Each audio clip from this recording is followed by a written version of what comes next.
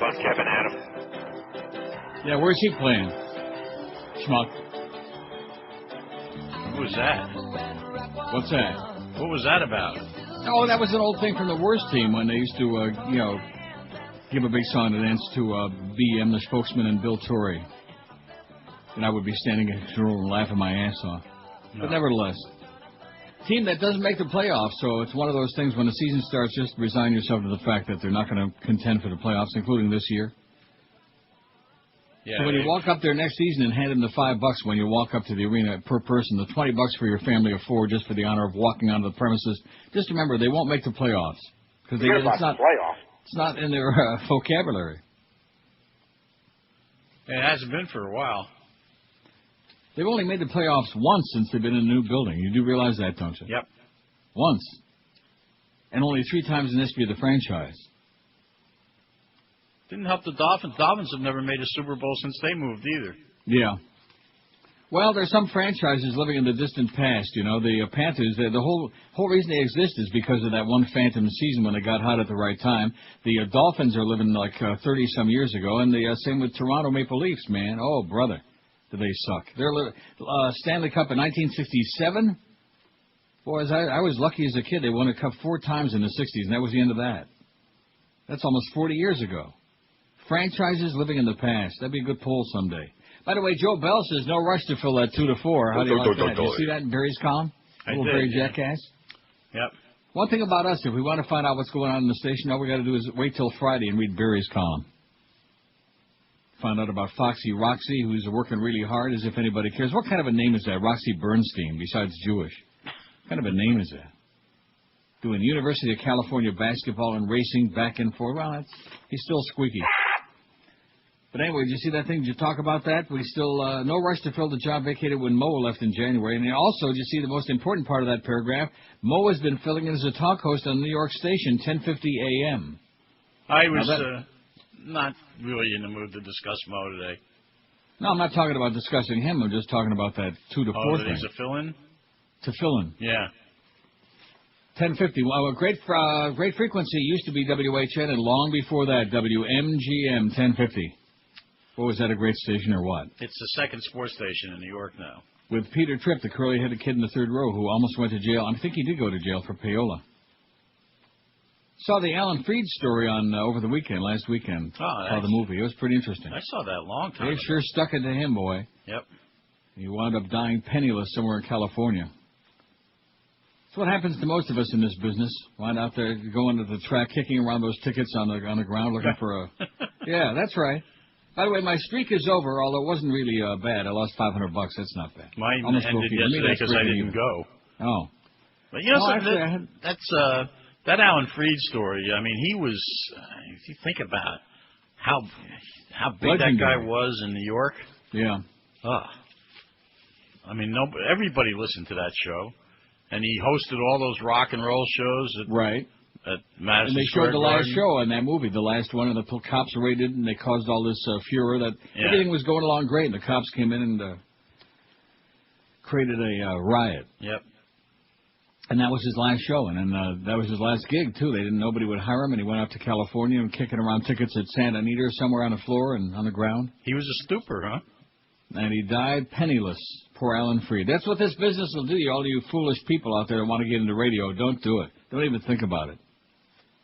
Josh Cordes had a big night at Bertie Kosar's last night in our fundraiser this year. You know how much he raised?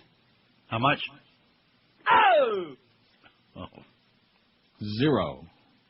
That's those Keynes people, man. They're the worst. They're the lowest form of slime on the face of the earth. I think it's perfect that they brought in Donna Shalala to be the... Right on St. Patty's Day, who wouldn't want somebody named Donna Shalala? Right? To be the head of the university. What a slimy place. Oh, brother, you can't spell scum without UM. I realize that's old and trite, but I got to say it again. It's true. Slimy. In fact, I take an extra shower every day just to wash off the sins from doing those 6 years UM baseball. Oh, brother. And the alumni, no students ever showed up at any of those baseball games. We'd have those big crowds, you know, thanks to Ron Fraser and his great promotional abilities. See, that was all BS. Ron never coached the team. Skip Bertman coached the team. That's why we had good teams. And Ron was the PR guy, which he was very good at. So we used to have those huge overflow crowds, which they don't have that anymore. Baseball still draws pretty well. Not like that. Not like that, Mr. Henry. Not like that. Those are the days. I go down there about 4 or 5 times a year. Do you? Yeah. That's a good way to spend an afternoon. Yeah. And they got good food. Great you sit there and smell that great sausage wafting. Of course, I used to sit that last year next to Dave Lamont, and he was farting so much I couldn't smell the sausage. They've redone that stadium. I haven't seen it since they did. Really? Yeah. They got a special spot for J. Rokeach and his pickles? J. Ro's still there. Oh, brother, how sad. He's going to die in that booth. Him and Mike Rosenthal, they'll be dying in their respective booth. So J. Ro at the basketball game Wednesday night. When his life story is written, what did you do with your life? Oh, I was the announcer for the Miami Hurricanes baseball team. And basketball team. What was the real story with him and the Marlins? Remember that? He was the PA guy the first couple of years. I don't remember why. I think that was just like your deal. It had something to do with the food. He was making caustic comments about the food or something like that. I think you are right. Yeah, I think that had something to do with it. Yep. Don't knock the food there at the PP Park. Meanwhile, you had a good time doing University of Miami baseball. Yeah, I enjoyed it. Yeah. But like I said, the students didn't show up. It was the people in the community who came out and supported it. Very few students. Because it's a phantom university. There are no students. There's no campus. There's no dorms. There's no classes, I don't think, especially for the athletes. Just sports teams. Well, your buddy Joe's got to have something to do, you know. Yeah. So what's going on with you this weekend? Well, what do you think? I guess... I got all that money burning a hole in my pocket. Yeah. I couldn't. No, actually, yesterday I walked in there. I got a good machine. It was the one that was open, and it gave me within 2 minutes $300 on the line. And I played. I put in $100 bill, and I played on that 100 for 2.5 hours. Now that's good machine. Never gave anything big, but 200, another 200. It just kept going and going like the Energizer Bunny. It was pretty entertaining. So I lost a little bit and went home because I had to try my shirataki noodles. Oh, how were they? You don't. Never mind. No, they're not that bad. It's just that they're not. I know most people wouldn't like them. Okay, first of all, you open the little bag, you drain the water out. It smells like fish, which I hate fish. And you drain them off. Once you wash them off, they're okay. And then you nuke them for a couple of minutes, and you pour your sauce and sausage or whatever meatballs over it. But they're very chewy. They're okay. They don't have any taste or any smell, but they're a little on the chewy side. They're all right. But I got some Dreamfields pasta coming eventually here in the next couple of days, which supposedly is like regular pasta, but it's very low carb, almost no carbs. I mean, you make it sound like you're eating flavorless gummy bears. It's kind of like that. That's a very good comparison. That's what it sounded like. Ugh. Chewy. Yeah. No, you wouldn't like it. No. I think it's for Goyim. Okay. Well... Or maybe just for the Arabs, I don't know, for the Arab Street. Maybe the Arab Street would like it. Yeah, I'll tell you, this 30th anniversary thing, this fundraiser that they talked me into, I didn't want any part of it. I knew that, enough is enough. Let's not go there anymore, and it's just a disaster. Just a disaster. Can't even break 20 grand. I'm embarrassed by it because I don't want anything to do with it. Just like Tom Jicha, he's shining. And by the way, your buddy Tom, next time you see him at the track, just before you throw him over the edge of the roof, tell him he screwed up on Greg Budell. He got that information wrong in his column, too. See, anything that has to do with local is out of his territory now, unless it's a prefab column about some TV show that's going off the air in 5 minutes. He's clueless. Totally out of touch. What did he write about Greg Budell? In the Q&A thing last Sunday, somebody asked him, whatever happened to Greg Budell? So he writes that, he's honing his talk show skills. He's doing a talk show in Alabama. And he's counting on when Neil Rogers retires, he's going to take his spot. And he was only half kidding when he said it. Well, I must have talked to Budell like months ago, because then on Monday I read that, and I get a couple of emails that he's doing a talk show he's playing oldies music on 640 on WJNA in Palm Beach. So once again, little Tommy has no clue what's going on in South Florida. I'm 1,200 miles away, the sun is shining, and I got a much better finger on the pulse of South Florida than Tom Jicha. He's so out of touch. Okay. No, you didn't have to say anything. I know these are all your buddies I'm always picking on. You didn't have to say anything. I don't want to, put a crimp into your friendship just like Dick Stockton. At least he had a sense of humor. That was great that day. That was very funny. That was very funny. Yep. I bet you Jim Lampley don't have a sense of humor if you said something about his wife. Remember Jim Lampley? Yeah. When he was at ABC, he had that little pot problem when he was at ABC. Yeah. Yeah. That was about 30 years ago. And his wife gets really bent out of shape when he tells her to roll him a joint. She gets very upset. I don't know. His wife doesn't have any hands. I know. She has this condition. She has hands, but they're... You don't want to. You really want to explore this any further? No. Are you sure? Oh, I was hoping you weren't going to go there. No. Her fingers are fused together. We'd rather go back to 1050 and mow. Well, that's good that he's got something going on, huh? Mow. Something mowing on. Do they allow Mom when it's a rating period? Hey, listen, don't start now. He's legendary in his own mind. Make no mistake about it. Plus, he's got that New Yorkie Jewy sound. They like him up there until they realize who it is. Oh, that's Mo Howard David. Oh, boy, we should have want to hear him. Turn the dial, Seymour. They're not going to be too happy about that. Well, listen, have a great weekend. Yeah, you too. I'm sure plenty. You got all your college hoops. You got the Panther Islander game that comes on tonight. It's a big weekend. Eddie Kay will be giving you the overs and unders on the Panther Islander game. Once it's over at 10 o'clock, he'll be on. From Atlantic City, boy, you guys have got the life. Oh, yeah. He shows from Vegas. He does shows from Atlantic City. Yeah, he's on. I tell you one thing. I wouldn't go back to Atlantic City if they gave me 10 grand in cash to gamble. If I had to bet it there, I wouldn't go there. I don't think he was all excited about going there. But no. It's some fight that he's doing. Oh, is that it? Yeah.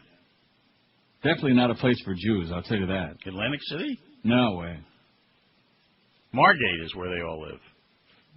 It's the next Margate, town New south. Jersey, not Margate, Florida. Right. Well, maybe some of them are from Margate, Florida. No, it's the next town south. By the way, there's an ad today that's pretty horrifying on page 68 of the entertainment section of the Sun Sentinel before you go. Yeah. Boca's new smash hit, Supper Club. 5 guys named Mo. Oi! Wow. Now playing. And all of a you sudden, one saw was Mo. bad. Oh, man. That's a quintuple nightmare. And I didn't make that up. Well, we had that sponsor on there, that Moe's Place. What was the name of that, George? Moe's, You got me. Sloppy Moe's? Yeah, we did. Oh, Mr. Moe's. Mr. Moe's, that was it. We had them on for about a week. Mo. Then there was Mo Bandy with Carl Allen. Well, don't start with that harness racing stuff now. That'll be the end of this. No. Well, listen, have a great weekend, like I said. And, don't be afraid. Step right up there and send it in. I'm ready. Hasta luego. You too.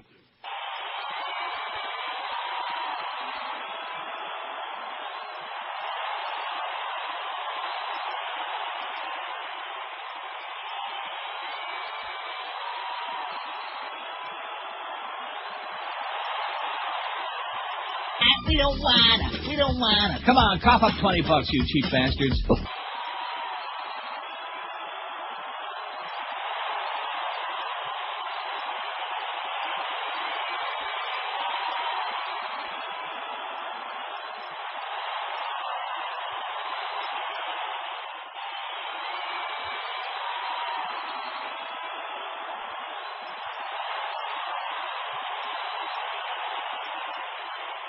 Friday, you bastard!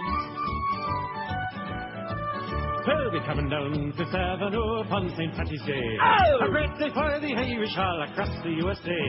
What is this I hear? This crying ballyhoo. There's a bunch of queers again this year who say they're Irish too. Oh, God loves the Irish, unless of course you're gay. If you are, you won't be marching upon St. Patty's Day. You can be a bum, a bucket of scum, sure, and that's okay, but you can't be Irish if you're gay. Now the order of Hibernians, those eminences grey, have delivered this pronouncement upon the blessed day. Sure, a little bit of heaven fell and nestled in the sea.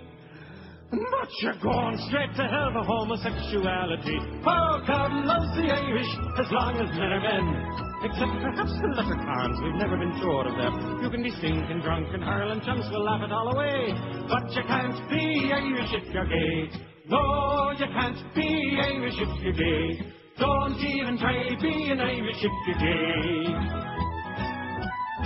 Hey, happy St. Patty's Day, all you drunks. I'm just talking about Irish either. I mean, it's another excuse for people to get drunk St. Patty's Day. That's right. 742 votes on today's poll before we get into anything else. Don't worry about the shirataki noodles, okay? Some of you will like them and some of you say, oh, fat. I'm hearing that echo again, and I'm getting pretty tired. Hey, how about now? Yeah, is that gone? Yeah, it's gone now. Why do we keep doing that all week? Is this our first week on the air or what? Just to mess Maybe with our you, last week. Huh? Just to mess with you, I think. No, seriously, it's getting really annoying. Just cut the crap. What was that? I just kept your return on there. Well, cut it out. And look at that. We're doing this demographic poll, which we already had. If we had any audience, we already had about 3,000-4,000 votes on there, because I realize it's only a snapshot of the whole audience, about half. But Christ almighty, what's the story with these people? You are so lethargic. Just never saw a place that was like so dead. And look at that. We got the only category left that we have nobody on there yet in our demographic survey, which we haven't done this in about 3 years. Hispanic white female, 55 plus. We got no old Julieta, no old green tooth Julieta. Come on. No, they're watching the Come on, soaps. Carmelita. Come on, Celia Cruz. I wish. No, none. Zero. They're all with Radio Mambi and Radio Siemaku and all this other crap. Get with it. Speak it English and get with the program, will you please? So our total for Abandoned Pet Rescue with our about 30, man. campaign with our CDs and T-shirts. I whipped out the CD here. I'm going to read some of the titles on there to try to goose up a little business. Aye. 18,275. Now that's when did we officially start this? 2.5 weeks ago? Did we start it on the? I don't know. On your anniversary on the 1st. On March 1st? Right. So today's the 17th, so that means like 2.5 weeks this thing's been going on, and we got less than 20 grand. That's not very really uplifting to me. Okay. Very disconcerting. Almost as disconcerting as the fact that it's already 10:14. This is Neil Rogers. Hey, this is the time of year when everyone's a wee bit Irish. Say, Colleen, would you be wanting to come over to my place to help me wax my shillelagh? Oh, now that I would, Matty Patrick, if you be wearing the green. I know, there's a smart lassie. She's making sure her laddie's wearing the Kelly Green protection of leopard condoms. Don't be wishing on a four-leaf clover or falling for the gift of gab, especially if you're planning on kissing some blarney stones or what have you. Be doubling your protection with different condoms. They're strong enough for a man. But I like them too. So, get yourself a different condom, and you won't be catching anything else. Happy St. Patty's Day. Forgot to ask the Humper about the green bagels. I guess we don't get those at QAM, right? That was at IOD. We haven't ever here. No, because at least IOD we had a couple of Jews working there. Now the only Jews we got on this station are the ones on the air. 1019 at QAM. Here's a fax that says, thank you so much for posting the link to 9/11 Loose Change Edition 2. Everybody must watch that if you got an IQ larger than your thumbnail, larger than a hangnail. Says, I'd love to rent a theater, have a showing for the locals. Who knows, maybe I can find the bucks to do so. That would be great. Although we ought to have it like on TV. Everybody ought to be forced to sit down and watch Fahrenheit 9/11 and then Loose Change Part 2 and Pentagon Strike and all of these things. But they won't. And they don't. Because they're busy. So anyway, those noodles. Yeah. I don't know. I tried to convince myself that they were good. They weren't bad. They were edible. And I put my sauce on there, my low-carb sauce. And the good news is my blood sugar actually went down half hour after I ate it, then it went kind of like back up to where it started, which is okay, and it didn't seem to have like any impact on my blood sugar because they're virtually zero carbs. Oh, that part of it's good. My suggestion is wash it off real good, nuke it for 3 or 4 minutes, and then pour your stuff over it. And don't even use the whole bag. I'd use a half a bag. In other words, as kind of like a filler to your sauce and your sausages and maybe some mushrooms and some sliced olives, sliced black olives is good, stuff like that. And then I'm going to try today, like melting some cheese on it. Don't forget the cheese. Because I'm always big on melting cheese in pasta. I love that. Like I told you, I could even take a can of Franco-American spaghetti, which is real garbage. It's slow. No, listen to me. I know. If you're in the right mood and you like take a slice of Swiss cheese and you jam it in there and you nuke it and it all melts inside. Oh. If you're in the right mood, like starving and you're going to die any minute now. No, if you're suicidal. I see. You're really depressed. If Geldy was on the air that day. Oh, he's on the air today? Oh, geez. Yeah, let's look at that schedule. We got Geldy at the Yenta Center at 2 o'clock this afternoon. It'll cost you $100 to walk up and say hi to him. Mad Dog at Conines, 4 to 6:30. By the way, I want you to be sure and get over there and buy a bunch of stuff because Josh Cordes will be there. And if he doesn't raise more than, I'm canceling all future checks. Even if he has to put up $20 himself. Panther preview at 6:30. Panthers host the Islanders 7 o'clock tonight. Well, that's a big game for the Islanders anyway. And Eddie K. from Atlantic City follows Panthers hockey. Any interest in those Panthers? No. So you're going to be out of Conons. I'm sure you can do better than you did down there at Bernie Steakbone Kozar's. I'm sure of it. And one guy did show up, but he forgot his cash. Yeah. What do you want to do? Didn't come back, buddy. He said he was coming back. Yeah, sure. They always say that. Mm-hmm. So is General MacArthur. He's coming back. I shall return. No, you're not, Doug. Get lost. Before anything else, wait till you hear this. It shows you the Democrats, how they just misread everything. They're just a bunch of spineless cowards, and they don't even know what's going on. And also your new hero, Lou Dobbs, idiot. Yeah. What is this man thinking? Has he lost his mind, Russ Feingold? Well, guess what? A new poll finds that a plurality of Americans favor plans to censure George W. Bush, while a surprising 42% favor moves to actually impeach your president. How do you like that? I like it a lot. A poll taken March 15th, that sounds like 2 days ago, by American Research Group found that among all adults, 46% favor Russ Feingold's plan to censure El Presidente, while just 44% opposed. Approval of the plan grows slightly when the sample is narrowed to voters, up to 48% in favor of censuring the sitting president. Even more shocking is that just 57% of Republicans are opposed to the move, 14% still undecided, 29% actually in favor. Fully 70% of Democrats want to see Bush censured. Most surprising of all, the poll found fully 43% of voters in favor of actually impeaching the president, with just 50% of voters opposed. While only 18% of Republicans want to see Bush impeached, 61% of Democrats and 47% of independents reported they wanted to see the House move ahead with the Conyers resolution. The poll was taken March 13 to 15, Monday through a Wednesday. How do you like that? Right during Purim, no less. Probably a Jew thing. So there you go. Okay, here's our poll from yesterday. What simply doesn't mix? Not a bad poll. Thanks, Sean. Come up with something good for a change. 1,625 votes. Fundraisers in this show should have been on. That would have been number one. I'd have voted for it 4,000 times. Not doing that no more. It's getting me very aggravated. Just creeping along. Of course, you're forgetting about a lot of the stuff. Like at IOD, Camilla's House had their own mailing list. Remember that? That's right. And so every day we get like a whole fistful of checks. You know, a couple thousand, 500, plus the money that was coming in from the appearances and stuff. Right. Plus the money, of course, that was being donated internally by everybody on this. I'm not doing that. I don't want to put any muscle on anybody because it's just not right. I didn't want to do this in the first place. I don't wanna. Okay, I don't wanna. Leave me alone. What simply doesn't mix? Church and state 501. George Bush in the White House 320. Jews and Arabs 185. They're still killing each other until they get it right. Old farts in driving 133. Black folks in movie theaters 123. Sex and potty 123. Money and friendship, 55. It's a bad mix. Just keep your money in your pocket. Say, I'd like to remain your friend. I'm not giving you a dime. Even if you're going to starve to death. I'd rather be your friend than watch you eat. South Florida and hockey, 35. A bad mix. Just stupid. Business and families got... About 30, man. Guns and booze, 25. Dolphins in the Super Bowl, 17. Sex and food, 16. Love and marriage, 15. Neil Rogers Show and phone calls, 13. Which we don't have any at the moment, and that's probably just as well. Radio and dumb jocks, 12. OJ. Cubans and Democrats, 10. High school and military recruiters, 6. Panthers in the playoffs, 4. And old farts in movie theaters, 2. Well, they must have a bad memory, or maybe they just don't go to the movie theaters where the old farts are talking out loud and repeating the dialogue. What is that? He's going to say, hey, Gertrude, he's going to say, oh, I just shot the guy, and it was I. Yeah. Or whatever. Ben Berry Jackass writes, this is just amazing. I don't get it. Do you get it? Get what? The way they're just dragging their heels on this thing. I don't have any schedule for next week, by the way, Clarence. No, I don't either. It might be up on the board, but I don't have one. We don't got no schedule. Well, maybe they're still deciding about that, too. QAM General Manager Joe Bell said there's no rush to fill the job vacated when Howard David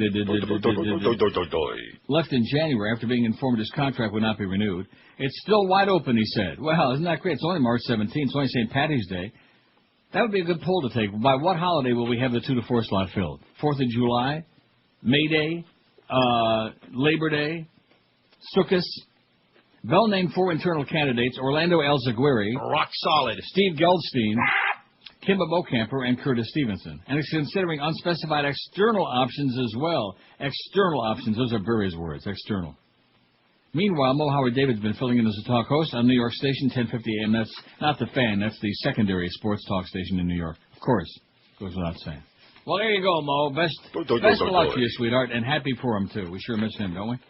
Guy's a coconut. Like when they took 600-pound tumor off your back. Same kind of thing. You're so used to having it there, you miss it badly. Okay, when we get to that demographic survey, how are we going to do that? Now, did we finally get an old spigot? No. We got freeway, no spigot.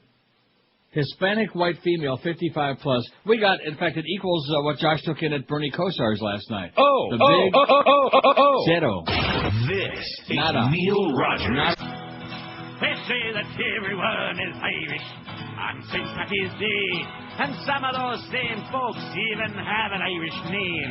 But there's one man in particular who really is quite vile. Don't let his last name fool you, folks. He's not from the Emerald Isle. No, R. Kelly, he ain't Irish. He don't like wearing green. He'll only go out with a lass who's under age 15. R. Kelly, he ain't Irish. He's just a slimy punk. And Irish eyes ain't smiling when they're listening to funk. No, R. Kelly, he ain't Irish. In case you didn't know, that's 'cause real Irishmen don't call each other bro. No, that's 'cause real Irishmen don't call each other bro. You fairy. Irish immigrants to legalize their status in the United States. There's the Irish Prime Minister Ahern, and Bush is standing there with his green tie. He tied one on. Stable and secure lives for themselves. And Bush is looking like that quizzical Alfred E. Newman look that he always has in his face, like, you're going to shut up already or what? He sounds like Lucky. Irish people. Huh? He sounds like Lucky. Challenge to live together. To live together. Oh, that Irish brogue, man, it just sends me right to the toilet.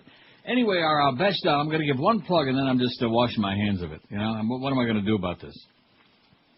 560 QAM. You better know your laws, Mr. The Bridge Tender is saying. It's a picture of me on the front. It's the artwork is great. I'm stomping on the grave of the Bridge Tender, and the Bridge Tender, he's even, it looks like Mose Muskrat is on top of the tombstone. It's a paying a visit. I see.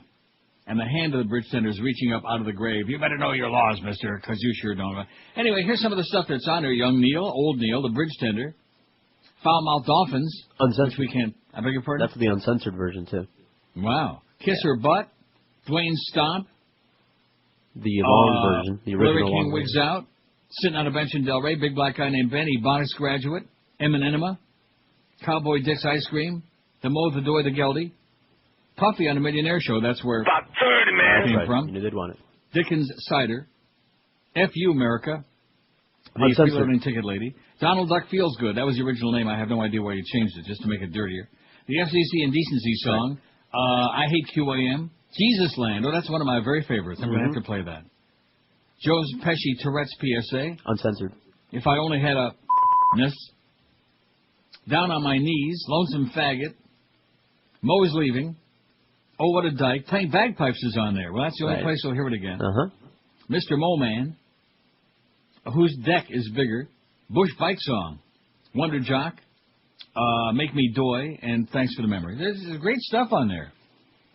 And uncensored, no less. Oh, and again, contains adult language and themes not suitable for children. The warning's right there in the bottom, so in big, big letters. So if you can read, just don't have like little kids under the age of 5 listening to it.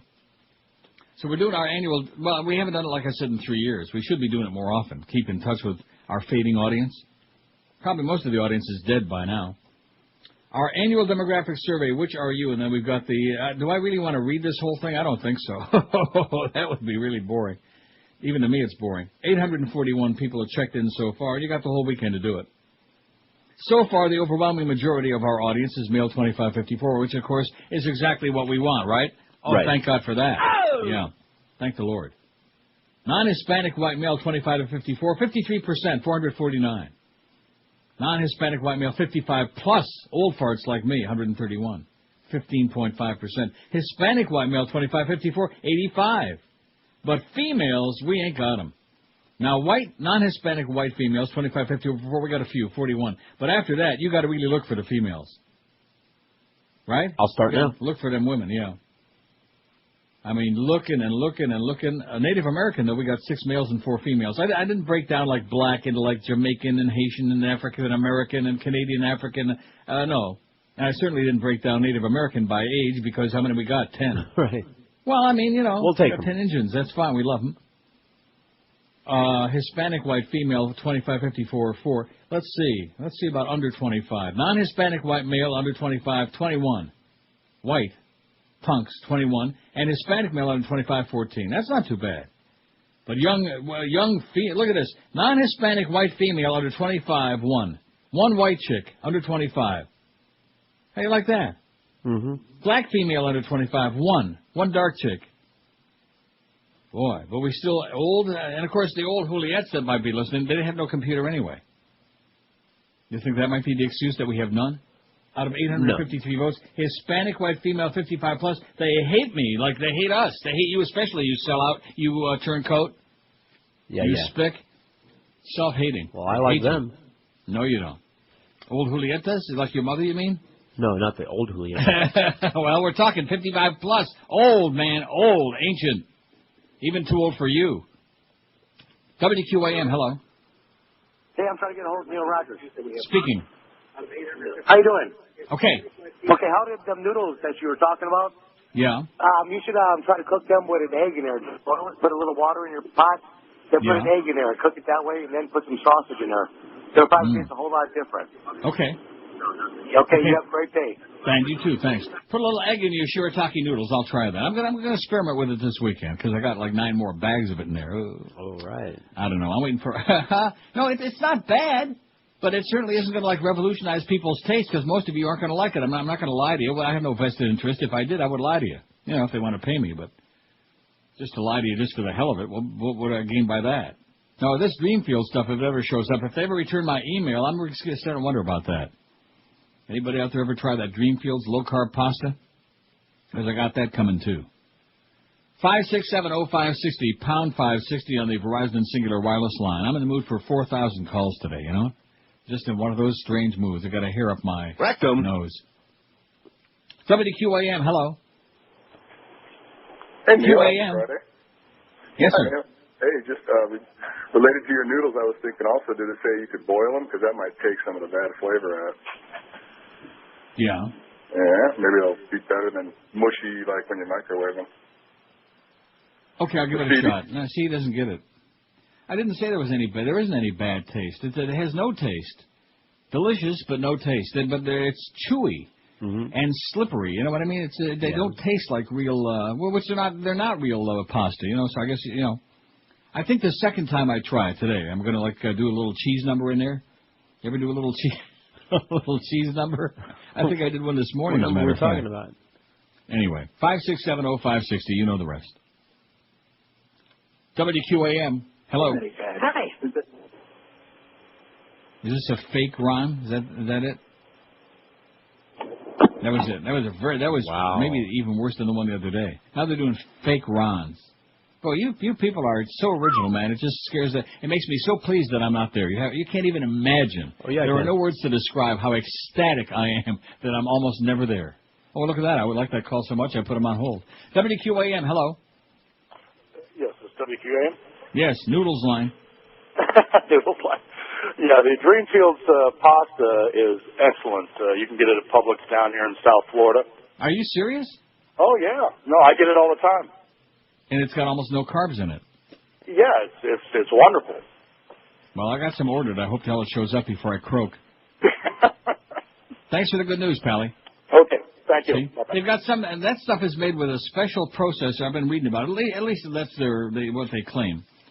That blocks most of the carbs, but it looks and it's like regular pasta. It's not this like stuff, this make-believe stuff in a smelly bag like the shirataki noodle stuff. I mean, you open that thing up and and especially if you don't like fish, like I can't stand this. Remember how many times have I talked about that? That like in an open air market, like oh God, I start like throwing up in my mouth a little bit. Can't stand it.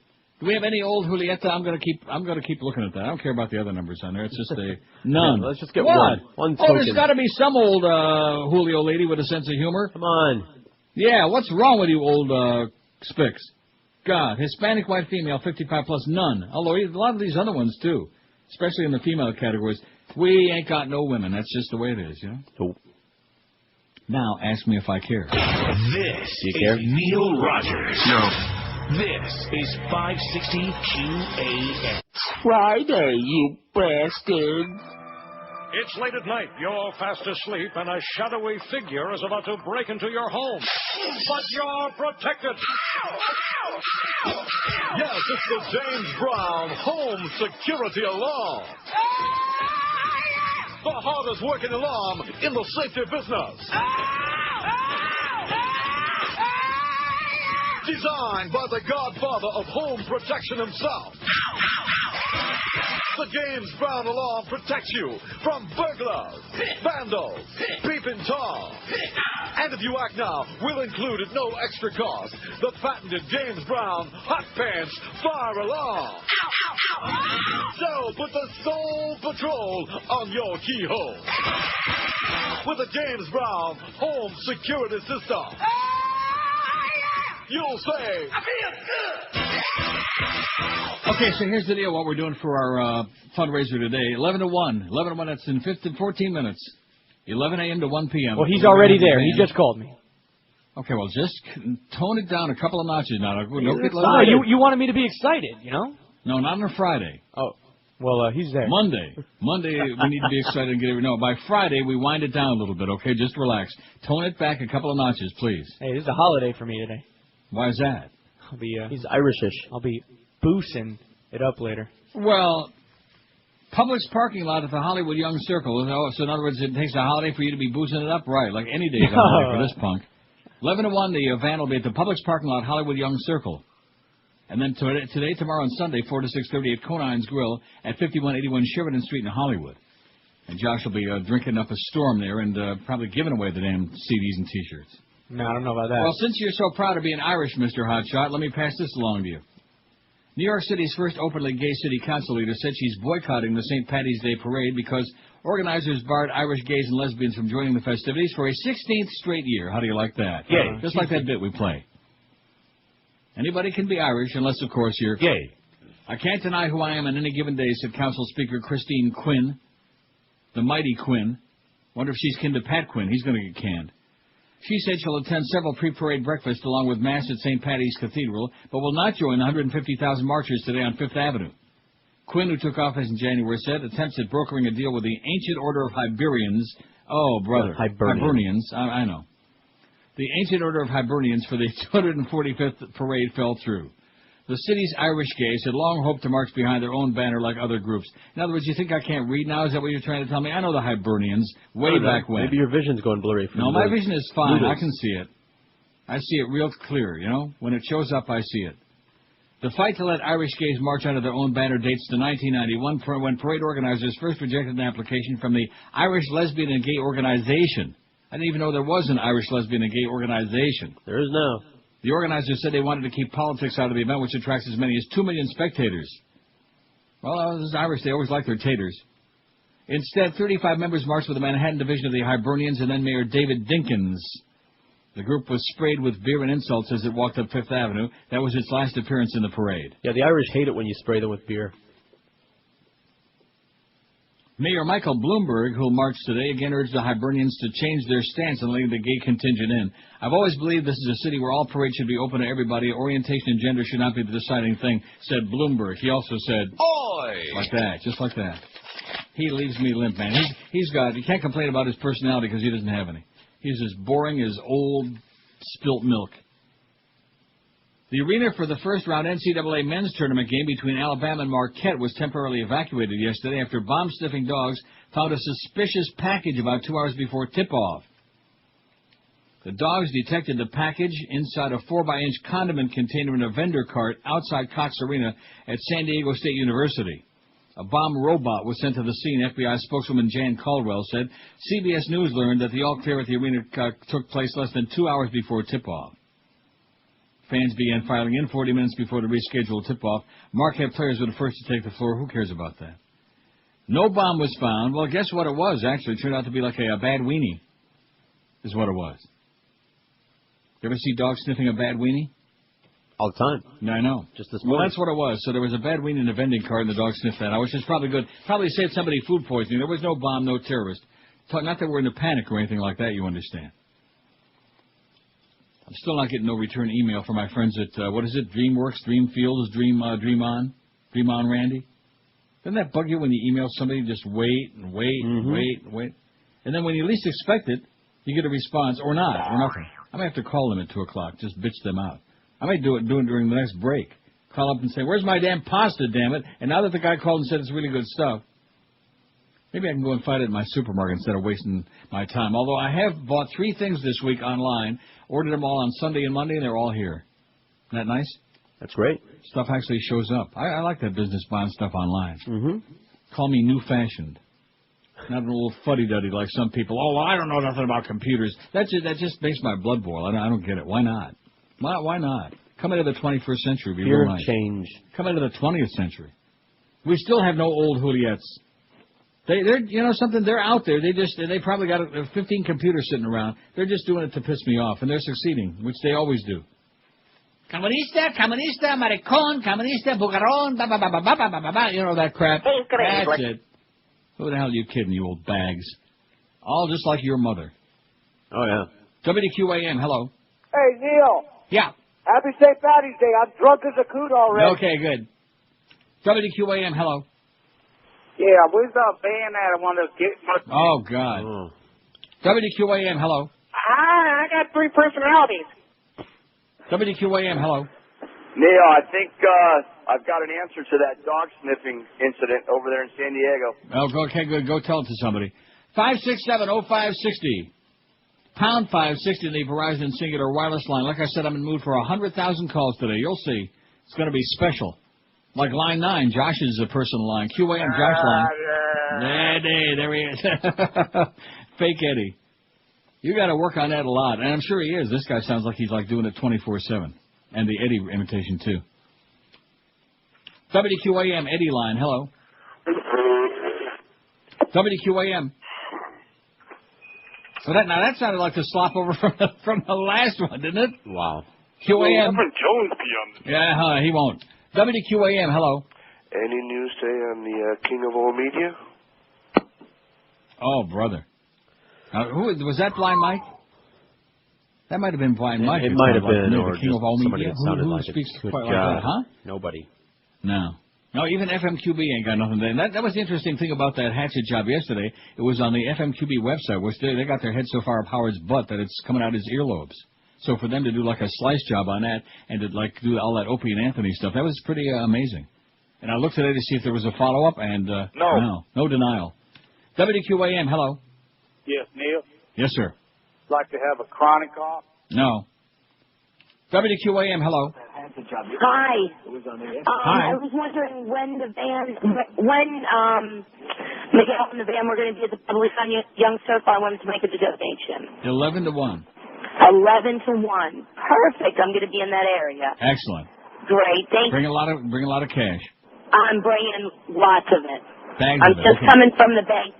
Well, I just got spanked by a little kid, for no reason. Some kid came up and hit me while I was online at the bank. Well, good Can for you you. believe Okay. that? Yeah, I can't believe it. That's the Florida effing way. Okay, thanks, sweetheart. All right, bye-bye. Bye.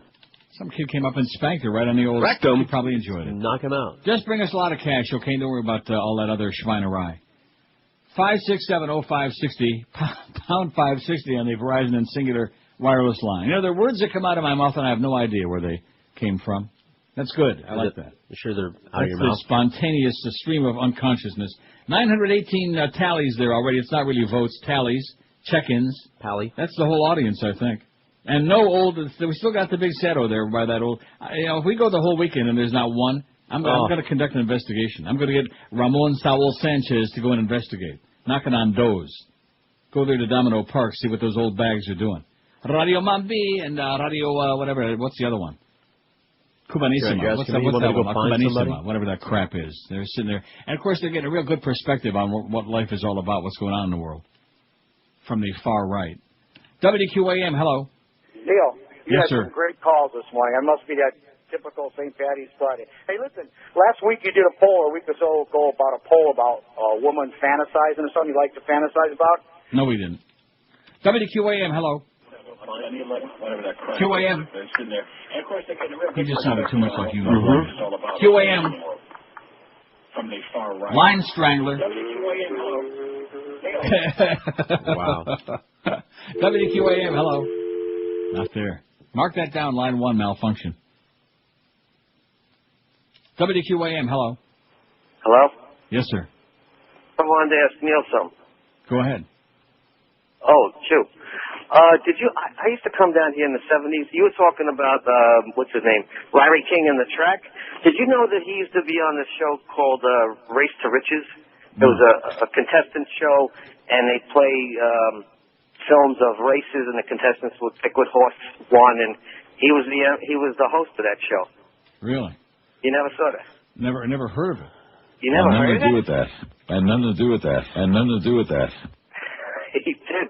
It was something. And all of a sudden, I saw him at Pumpernicks, and back in the 70s. I thought you would have known that. I don't have a bone spot. Okay, well, that's pretty interesting. Little Larry King trivia there. What do you say? I didn't know that. That was special. That is great radio. I agree. You got it, Larry. You got your thumb right on it. Snap those suspenders one more time for us. Attaboy. Our annual demographic survey, which are you? We got all the demos and all the categories and spos and schvos and honkies and whatever. All on there for you. Ages. And we still got no old Julieta. You don't tell me your mama don't listen. She doesn't. Good. Thank God for that. If she heard you ripping her an ass. She knows. People tell one her. of the worst things I can imagine is somebody going on the air and ripping their mother. This Who would do such is a thing? Neil Rogers. This is 560 QAM. This is the Neil Rogers Show. Rock solid. This is your brain. Any questions? Go, go, go, go, go, go, go Irish! It's St. Pat's Day. We're drinking whiskey 'cause it's St. Pat's Day. We're getting real tipsy 'cause it's St. Pat's Day. And everybody's wearing green 'cause it's St. Pat's Day. Find me in the pub. Guinness in a mug. Buy us another round 'cause you know we want to chug. And me the corned beef, me favorite Irish grub. St. Patrick's Day has come. Let's drink until we're numb. You can find me on the scene. The beer's colored green. Called in sick to work. Got here at 9:15. 2 in the morning is when I'm gonna leave. I'll drink until I heave on March 17th. Don't try to act like you're really Irish today, neither. If you were, you'd be in the pub all the time. So bugger off the lot of you. But first, would you be so kind as to buy me another pint? And a shot. And if you're treating, make it a double. It's 11 o'clock at 560 WQAM. We got Geldy. Much too much Geldy lately, especially this week, man. Way too much Geldy, Joe. Way too much. Oh, God. Give us a break already. I still can't get over that Barry jackass, but like we said the other day, we don't care. You know, we're just here to do the best we can under impossible circumstances. Now, I got a stack of pretty good stuff here, but I don't really feel like doing it today, you know? Maybe I'll save it till tomorrow. No, I just don't, because the calls are pouring in. What? What are you chuckling about? What is wrong with you? Told You're myself just a funny joke. piper. God. Gay versus Muslim soccer set in Netherlands. I heard about that this morning. A Dutch multicultural group is organizing a soccer tournament between gays and Muslims, hoping to counter what a study published yesterday said was a rising tide of fear among gays. A nationwide survey by the Police Research Academy in Netherlands said that most gays questioned feel unsafe and reported experienced verbal attacks in the last year. You fairy! Of the 776 homos who responded to an internet questionnaire, 80% said they believe their safety was threatened at some time during the year, said Academy Director Fritz Vleck, who commissioned the research.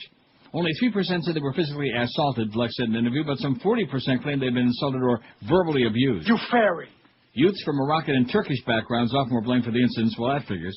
Because homosexuality is not widely accepted in many Muslim cultures. Well, thank God that there's no Muslim homos. Parts of the Muslim community still resist homosexuality and receive little education about it, he said. Muslim-gay tension is the theme of the soccer tournament organized by the Institute of Multicultural Development. An organizer of the group said she hoped the competition will help ease those tensions so that people can openly talk about homosexuality. Gay Muslims can take their choice of teams, she said. People have many identities. A Latin team, along with the team of a Latin team, now to be an overflowed crowd for that one, along with the team of all women players, has also been assembled for the government-sponsored competition. A Latino team of homos, of which there are only, how many million? About 30, man. That's just in the Netherlands. 5670560, pound 560 in the Verizon and Singular Wireless line. How are we doing out there at Publix, baby? Now, let's see. Our goal today is $1,725 to get to 20,000. I don't hear a response. And well, what do you want him to give me updates like every break, or how's this working? We're not doing that anymore? Whatever you want. I didn't think we... Yeah, I thought last time we didn't want to do that. And you really took me seriously on that? That's what makes it exciting. Okay, keep calling every break, Rolly. Yeah, it makes it exciting, Roly-Poly. Come on, every break we want an update. Why, did he call you yet? He just called me when he got there. Well, he's been there for a while now. He's been there for about 15, 20 minutes.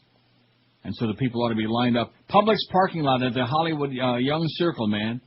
I remember Young Circle in Hollywood. People used to cruise around that circle, cruise late at night. Yeah, they're redoing the whole thing there now. Are they really? Well, that's because we don't want no more cruising on there. Like Tom Cruise. You fairy. WQAM, hello. Hey, good morning, Neil. Yes, sir. Happy anniversary. And I also want to say thanks for the loose change thing on the internet site. Well, there's at least 10 people that saw it already. That's good. Pretty scary stuff, huh? Couple more things. I'd remind George and the other guy of what happened to the bird. They seem to be getting a little sarcastic. Yeah. Uh-huh. And how... I knew this was one of these voices. How are you able to do the time on a delay when you give the time? How am I able to give the time delay? What does that mean? No, when you say it's 10 minutes after 11, yeah, and you're on a 15-second delay... We have a special clock. Yeah, I don't think we've been given the seconds, although I will start doing that pretty soon. I'll use the second hand on my nice citizen watch. We have a time machine in the 30 seconds in the future. Yeah, that was from across the street, by the way. Mm-hmm. WQAM, hello. Neil. I could smell it. Yes, sir. Yeah, excuse me, I just got out of the dentist. My roommate wanted me to call him and say 43-year-old Chinese Italian. Chinese male. Italian? Yeah, he looks like a furry Asian. But we both bought the CD. We both love it. We bought the CDs all the way back from '92. Excellent. Thanks a lot, Pally, and keep your chins up. 5670560 pound 560 on the Verizon Singular Wireless line. I was gonna email that to Bob Blabo to last year, because he's got a good sense of humor in spite of all of his travails. He's got to have. But that would have been bad. Wouldn't it? Keep your chins up. Yeah, it would have been. Plus, I don't know how much weight he's lost since he's had all these. Hope a lot. See, that's the great thing, man. I'm down to 190, man, on that scale, because, of course, yesterday was a partial Woodbine day, so that really doesn't count. But that pasta la pasta, it's not that bad. I don't know why you keep ripping it. That shirataki pasta. I guarantee you wouldn't eat it. Just why do you say that? I'm just telling you wouldn't eat it. All right. Well, you eat that cup of noodles crap. This is much better than that. Okay. Oh, this is far superior to that. Does Especially if you do chicken? like that guy said before. Maybe boil it a little bit with an egg. Maybe put a little butter in there, a little garlic and butter. But they're chewy. It's not what you expect when you bite into a noodle. You know what I'm saying? I mean, sometimes you put something in your mouth, you expect it to have a certain texture and consistency, and then it does not. Oh, what's that? Like that. That's right. I'm sure you've had that experience. No. I know I have. WQAM, hello. My Prozac cream. Well, good. WQAM, hello. Neil. Yes, sir. Neil, Cliff in Port St. Lucie. I'd be pissed off. Yeah. You're talking about Bob and Tom a couple weeks ago. I just wanted to add something to that. They will rip Bill Clinton at any chance they can and call him a liar. Yeah. But they're extremely hesitant to rip W. And what really was the icing on the cake, while I really don't listen to them anymore, is... Now, did you call me with us a couple weeks ago with the same song and dance about Bob and Tom? No. Oh, somebody else was calling you. But I just wanted to add to it. They did a live remote from the Bahamas. Yeah. They're talking about how great the food and the service was in the Bahamas. Well, like I said, I can't stand Bob and Tom. They got some funny bits, but they don't do them anyway. 5670560. Nothing worse than somebody who's got funny bits and doesn't do them themselves. Pound 560 on the Verizon and Singular Wireless lines. Yeah, well, we got such a big staff on this show, By the way, Chick and Neck, you'll be getting a check one of these days. Not too soon. When it's due.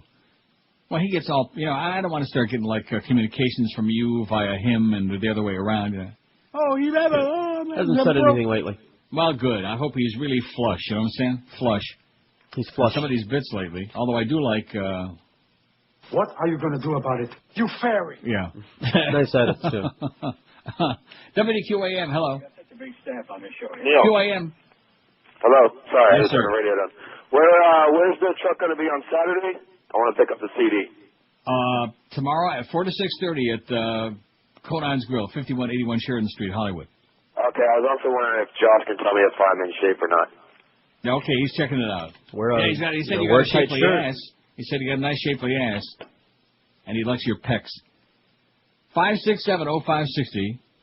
That was one of the classic lines. I can tell if a guy's in good shape. It's just. I might want to go jogging with the guy. Get out of here. Good shape, my ass. Come No. on. Good shape. Oh, between the two of you, man, it's just a laugh ride. It's a panic. Oh, no, we don't know. We don't look, we don't know. Who cares? There's one thing on their mind, and care? that's getting you to admit that you're gay. Just That's what it's hysterical. all about. Oh, yeah. Well, I'm working on it. I know. A slow take. Take this. How we doing with that old Juliet? Let me take a look. None. 983 people have checked in on there. It'll be up all weekend, so we can get up to about like 40,000. I think somebody should drive their grandma to the computer and Hispanic, white, female, 55 plus. No, I think it's more prestigious this way. I think so that when we get the first one, it'll be like, oh, look, there's some guy in New York walking women gamblers, walking a min pin. Or some chick in New York. Unless it's a guy with really long hair. No, it's women gamblers. Of course it's a chick. No man would have a min pin. No straight man would have a min pin. Well, that's what I meant. Oh. Women gamblers. I mean, like that. Like there's something novel about that. CNN obsessed with women gamblers. My God, you go into a casino like I'd say 60%. They just discovered that there are more of them than they thought there were. Oh, I see. Wow, what a shock. Not that we thought, because we don't. WQAM, hello. Like the bitches at Woodbine, the broads that want to play 2 or 3 machines at the same time, even when it's crowded. Those women. Mm-hmm. I got a message for them. WQAM, hello. Tom Jicha. Yes, sir. A couple months ago or something, you played a bit like when you were 6 years old and having your radio show. Yeah. Can you play that? Because I caught like the ass end of it there, and I thought it was really funny. You caught the ass end? Well, watch out. Don't do that again, man. A lot of stuff going around. Okay, young Neil, you got it, man. All right, good, man. See ya. Yeah, ordinarily, I wouldn't play that, but I'm in such a good mood today. It's on the really disc. Huh? It's on the disc, so you can make a promo. I'm not going to play it off of there. I'd be terrified to play anything off that disc. It's got a lot of filthy, potty mouth stuff on Definitely, be afraid. All we'd have to do is play that once, and we'd be out of business. I'll tell you that right now. How are we doing with that survey? Pretty soon we're going to have 1,000 people have checked in on there. Won't that be impressive? That's the whole audience, of course. 986. We better have over, by the time we come back from this break, there better be over 1,000 people on there, or I'm going to be really porked off. 987. Look at that. They're checking on there by the ones. And look at the other categories. They're like non-Hispanic white female under 25, 1. Young white chick, 1. Asian female, 25 to 54, 1. Asian male under 25, 2. I'm only going to read the ones with the 0, 1, and 2. Asian male under 25, 2. Hispanic white female under 25, 2. Solamente dos. Black female under 25, 2. Well, we know they're not listening here. That's for damn sure. Black female 55 plus. Old black ladies, 2. Like Aunt Your Mama. Asian female under 25, only 2. Solamente dos. Well, you know, we got our niche, man. It's at 25 to 54. Thank God our bonuses are based on that, even though we'll never get another one. But at least it gives us a little ray of hope. You know what I'm saying? Mm-hmm. If you're really hungry right now, head for a feast for lunch at John the Baker. I mean, Rogers program on 1240 WGVA. Here again, America's youngest talk show host, 6-year-old Neil Rogers. Okay, I guess we're done with mail, and there's 4 minutes left in the hour. So let's take some calls. Orleans, hello. Yeah, Neil, how's it going? Great. That's good. Listen, I canceled my subscription to the Rochester Democrat and Chronicle. The good old DNC. What an abortion that paper is. Then I asked how many other people did likewise, and they said none of my business. Yeah, well, they're real nice over there. Okay, well, I just thought I'd let you know. You're a fine American. Have a nice life. Waterloo, hello. I want to speak to Neil. You got him. Am I on? Yes. Neil. Yes. Neil, you're a stinky, pinko, glue-sniffing bedwetter and a pansy. Great call. Best of the day so far. Did he say pansy? Where does he get off? What a mung brain. I might buy 30 miles every Saturday to do this show, and this guy calls me names.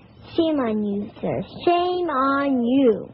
By the way, have you seen some of those bag boys at the new AMP. Now what are you cackling about, eggs? Is this my son? 1,000,000 producers in the world, and they stick me in here with an egg. Shut his mic off. Seneca Castle, hello. Oh, Neil, you used to be such a nice boy, and now you're so terrible. Yeah, but you can't shut it off. You can't shut it off. I don't need this. I have offers from other stations. Batavia, Elmira, Fredonia. But instead, I stay here and entertain you grotesque, subhuman doodlebags. Unbelievable. Geneva, hello. Hello, is this Neil Rogers? What kind of phone are you on, sir? How's that again? Do you have a dial phone or what? No, I had to put it to the operator.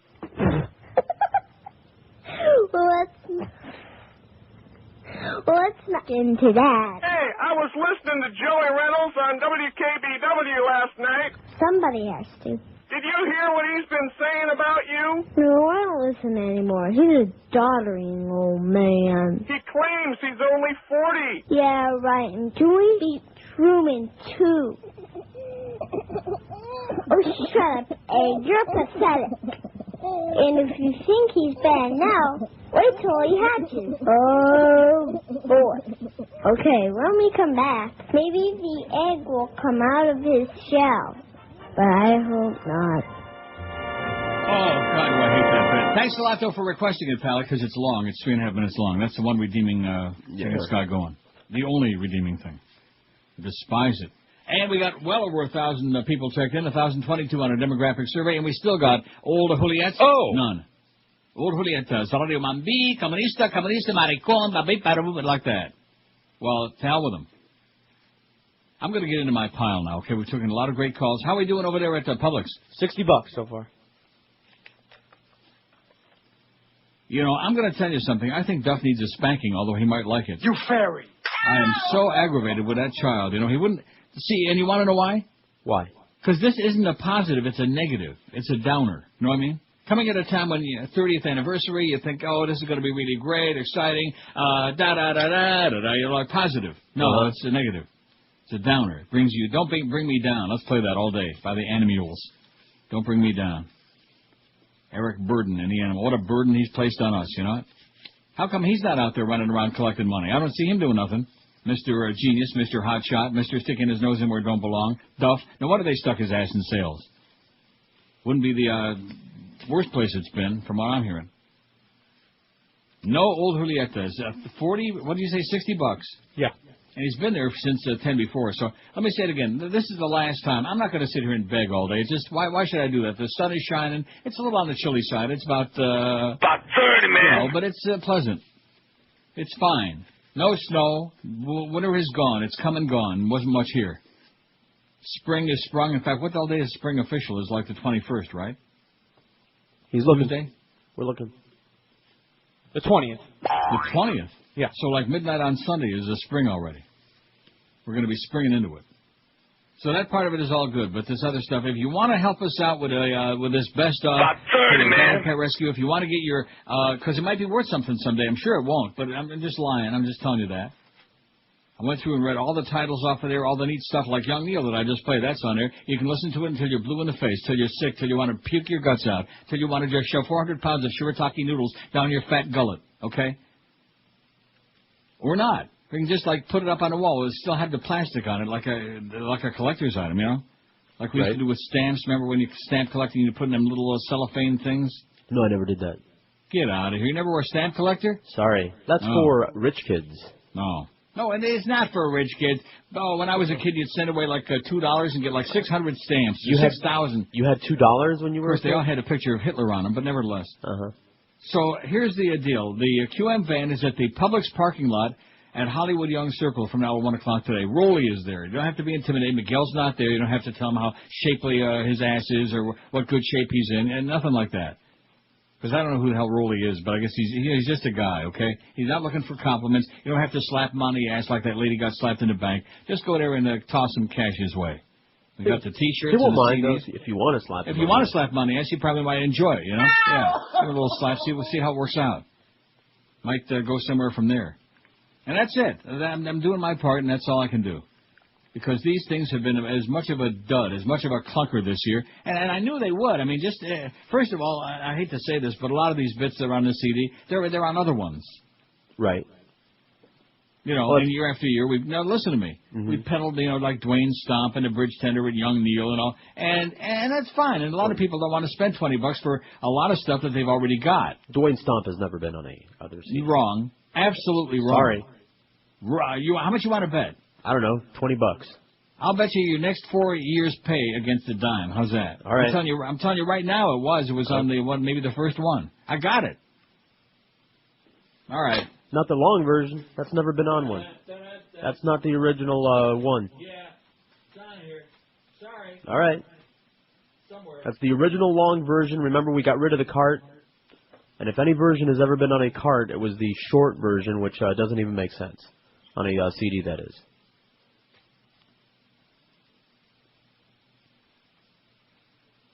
If it's on anyone, it'll be 91. No. Wrong. All right. Wrong. But if it is the short version. Unbelievable. Is what it's called. Uh-huh. Okay? Now, I don't know whether it's long or the short. It is on here, though. This is the very first one we had on CD. Remember the Bird and I used to put them on cassettes, and he would like to dub the cassettes, copies them, and Fat Rich was dubbing copies, too? It's 1:08. How long is the one on this CD? I don't know, closer to 3, I imagine. Yeah, this is the short version. When you guys destroyed the cart, you destroyed the original long version. Well, who cares? Like I said, there's a lot of stuff on here. I mean, you're always looking to nitpick. Oh, that's a good idea. It's a good point is that that's an excellent sales point. That's a very good point. You'll never find this anywhere in the universe. That's right. You auctioned off only the cart. On our About 30 man. CD. There's another reason that you don't want it. Now, you'll see. We'll raise about 300 a day. You know something? We ought to just stop. Well, just leave it on the website. I just don't have the enthusiasm. What? We can do that. No, I just don't have the enthusiasm to continue with this. It's a farce. It's a shadow of what it used to be. First of all, we're on the wrong radio station. That's number one. Secondly, you look at this demographic survey and it proves beyond. Look, Joe Bell, I hate to break the news to you because he came over to us from KISS, which is on FM, Country KISS, where they're kissing it. Mm-hmm. The fact of the matter is that most living and breathing people, that's why we have no women, okay? Women don't listen to AM radio. No and kidding. Quite frankly, most people under the age of 100 don't listen to AM radio anymore either. AM radio went out with high-button shoes. It went out with white bucks. AM radio is deader than a doornail. It's deader than Hebert Heber, okay? Yeah, but we got the HD now. Like I said, how many HD sets are there in the world? About 30, man. I rest my case. HD my ass. By the way, when's that Toshiba HD thing coming out? That DVD HD. Yeah, we're really going to sound. We're going to sound great in HD. Oh. God, it's going to be fantastic. Can you imagine? Especially with our technical capabilities we got here with this engineering staff. Our annual demographic survey, which are you? We've got 1,043 people have checked in. There's not one old Hispanic white female. 0. That is shocking. Does that tell you a lot about South Florida and why it's... I think we ought to put an asterisk next to all of our records because it's that much more impressive. And by the way, I just took a survey about to see if anyone would be upset if we decided not to do anything more for the CD, but just leave it on the website. And guess how many people would be upset with that? Oh! Right. Oh. Well, did you take the survey inside our studios or outside? Both. I see. Hey, first of all, it's bad radio. The audience doesn't want to hear this, and I don't want to sit here and keep begging and pushing and then giving these embarrassing numbers. It's bad. It's really stupid. It's like you know what this reminds me of? It's the opposite of what this station did when Greg Kotex did that phantom poll there in the Sun and the Herald. When everybody else just laid back, and I'm sure that they were told to do that. I'm positive about that. And when we single-handedly kicked ass at these idiots across the street because we didn't want to be embarrassed. It's like that in reverse. That's what this station specializes in. You know the old expression about putting your best foot forward? Uh-huh. We're always putting our worst foot forward. I thought we put our athlete's foot forward. We're kind of like peg-leg baits. This is Neil Rogers. This is 560 and his sister Kathy. AM.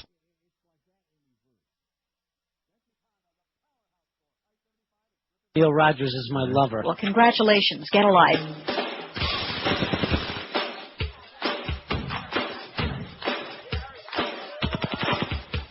You see a blown-up car on the side of the road. You know you're deep in the heart of Iraq, yeah.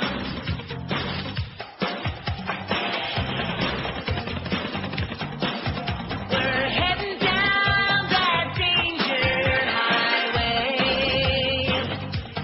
trying to dodge bullets and get away. Avoiding landmines in our way. I got me a tank and it's as big as a whale, and we're driving round Baghdad, Iraq. I got me a Hummer that seats about 20, so hurry up and find that Al-Zarqawi. Iraq is a little place where insurgents get together. Iraq, baby. In Iraq, baby. Iraq, baby, Iraq. Duck now. Iraq, baby, Iraq. We've got some action here in Iraq, baby, Iraq. We got an old hook echo finally. How do you like that? Are you impressed? Woo! Well, at least so it says. I mean, I don't know whether to believe it. Maybe they just did that to shut me up. I don't know. Could be. Could be. Well, What? maybe it's your mama might have voted on there just to give Oh, me somebody off her voted hands. on there? Oh, I got to Yeah, go we look got at that one. then. So we got one in every category so far. We got one. Of course, that's probably all we got, but that's okay. So we got 1,067 respondents so far. That's the whole audience. I remember when we used to have a big audience. Well, that's funny because we have $160 Yeah. at our little event. Well, what's that got to do with, when we, back in those days, we'd probably by now have like 1,600, see? When we had like 10 times the audience we got now.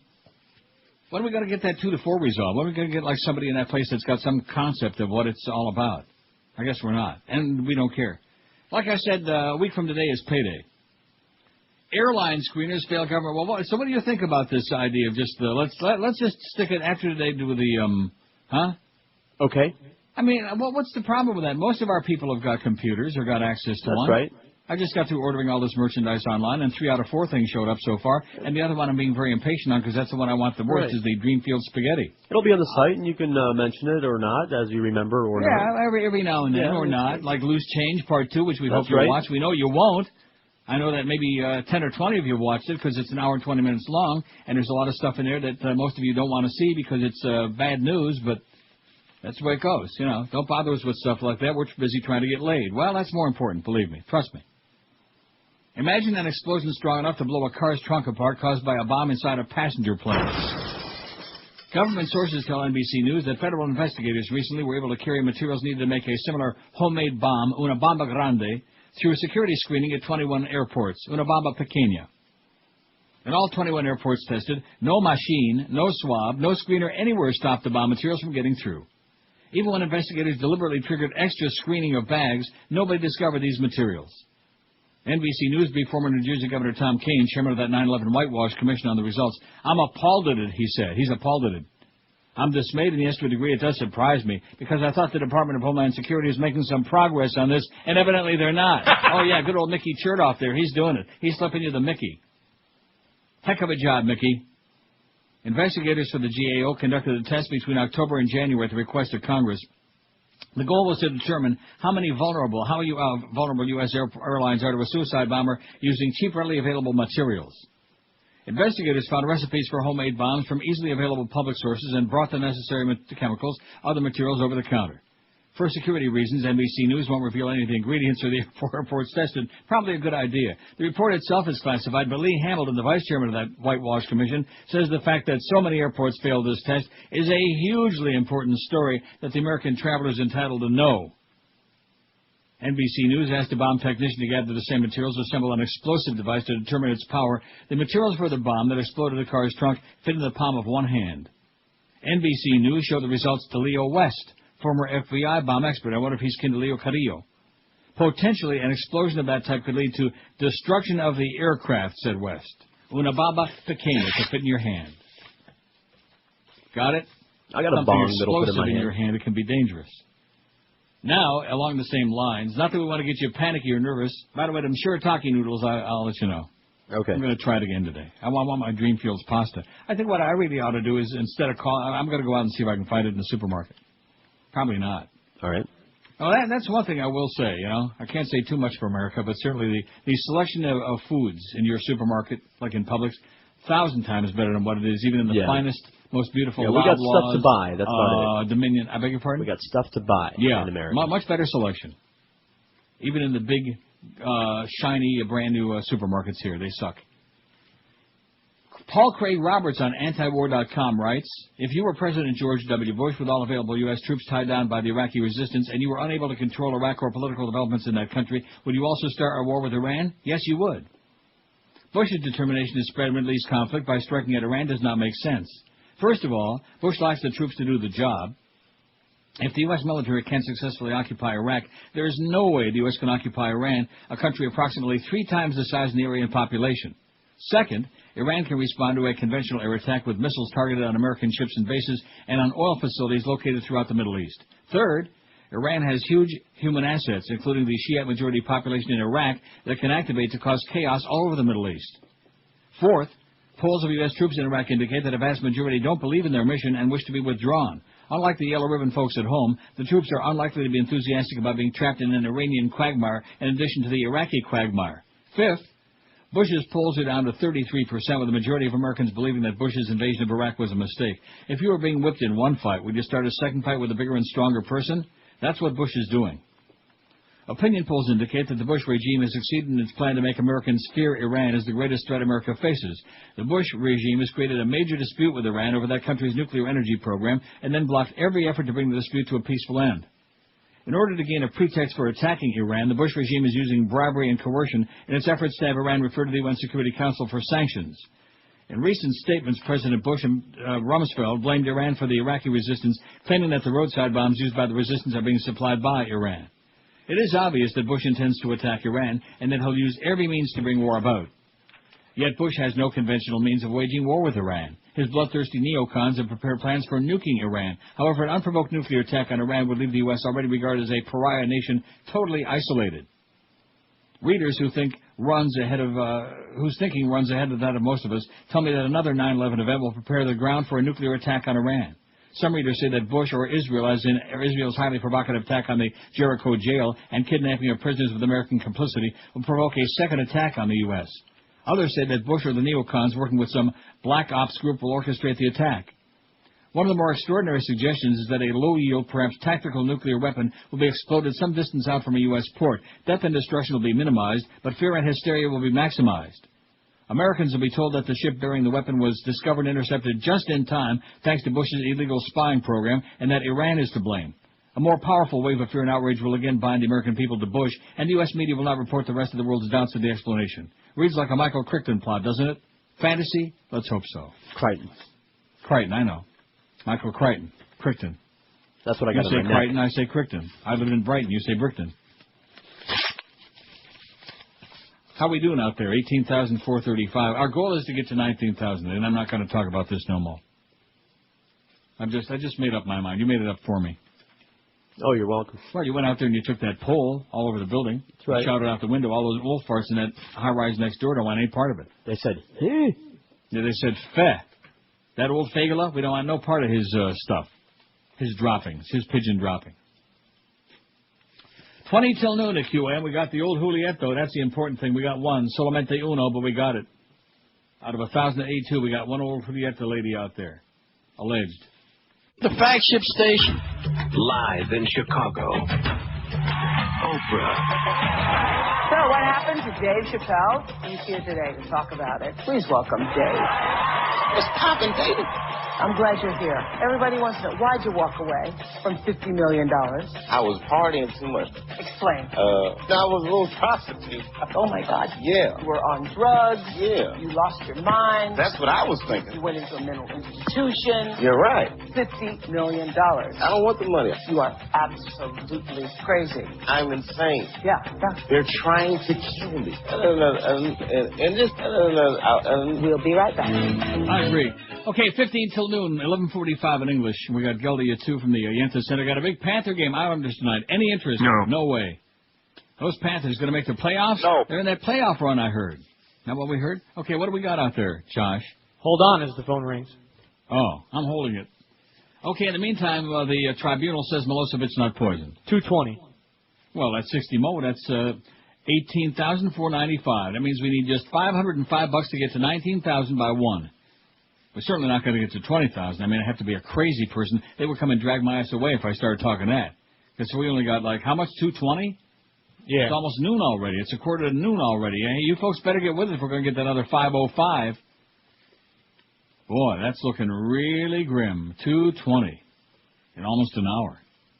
And that's a good location, too. The QM van is at the Publix parking lot, the Hollywood Young Circle. And there's rollies out there waiting to see a long, long line of all you old yentas from Hollywood. Because we know that so many of our listeners live in Hollywood, don't they? No. Oh, yeah, right there by George's house. They're all like picketing outside your house right now. Sure. What? Or inside the house. No, well, that could be. I believe that. An interim toxicological exam of Slavio Milosevic's body indicates the former Yugoslav leader was not poisoned. The president of the UN War Crimes Tribunal at The Hague said. Not poisoned. We believe him? No. Judge Fausto Pocar also told a news conference today that no sign of the unprescribed antibiotic rifampicin had been discovered. Rifampicin. Test of Milosevic's blood earlier this year turned up traces of the drug which would have counteracted his blood pressure medication. But we don't really care. He's dead. Good. Let him rot in hell. Good place for him. Screw him. Inspector General report blasts port security priorities. A report being released today by the Office of the Inspector General of the Department of Homeland Security will detail failings in the security at America's ports, raw story has learned. Oh, let's let the Arabs get in charge. They'll do a much better job. Hey, you're a Semitophobe or whatever. I'm going to piss off the Arab street. I know it. We should have put that on there, too, shouldn't we have? Oh, Arabs? How many Arabs do we have on there? Yeah. Yeah. We should have put Arabs on there, too. No, don't do that. What does that mean, Arab? That got nothing to do with Semites, like your people. Get out of here, Semites, my ass. Yeah, I'm sure. By the way, we got another old Julieta. We got a pair of Dos. We got Dos. Aren't you impressed? Aren't you excited? Look at all the categories where we got like single digits. Now I realize 1,100 people have checked in so far. That's like what, half our audience? Right. But I mean, single digits. Asian female, 25 to 54, just exactly what you guys are looking for, 1. Non-Hispanic white female under 25, what George is looking for, 1, and Josh. Asian male under 25, what I'm looking for, 2. Hispanic white female under 25, 2. Only 2, solamente dos. Hispanic white female 55 plus, well, we finally got up to 2 on that. Yeah, they're all after listening pleading to Power and 96. begging and pushing and shoving and yelling and squeezing. God, please, somebody out there, please. But look on the bright side. Non-Hispanic white male, 25 to 54. That's our target demo. That's ratings, baby. 573, 52%. Non-Hispanic white male, 55 plus. Old white guys, 172. Old like me. Hispanic white male, 25 to 54, 132. And non-Hispanic white female, 25 to 54, 58. That's the only females we got. Is non-Hispanic white females, 25 to 54. That's all we got. There's a smattering of others. One over here, one or two over there, way over there, you know? Get out your binoculars, way over there. Anyway, getting back to this raw port story. The report was required by an amendment to the Homeland Security Appropriations Bill authored by John Kerry, who's really scary, and who's reviled by most. Though the Inspector General does identify some improvements over last year's evaluation, that there was no assurance that the program is protecting the nation's most critical and vulnerable infrastructure, it still seriously calls into question the security of American ports, at one point noting it's not clear that DHS knows how much actual risk reduction has been achieved, man. An inconsistent system of evaluation by officials was one major problem identified by the report, which called for a more uniform system of scorekeeping. More troublesome is the fact that certain projects scored a 0 on that same 35-point national priority threat scale, but still received government funding, while other projects deemed worthy by the OIG did not. How do you like that? And it goes on, bada-beep, bada-boop, bada-bop, etc., and so on. Well, there you go.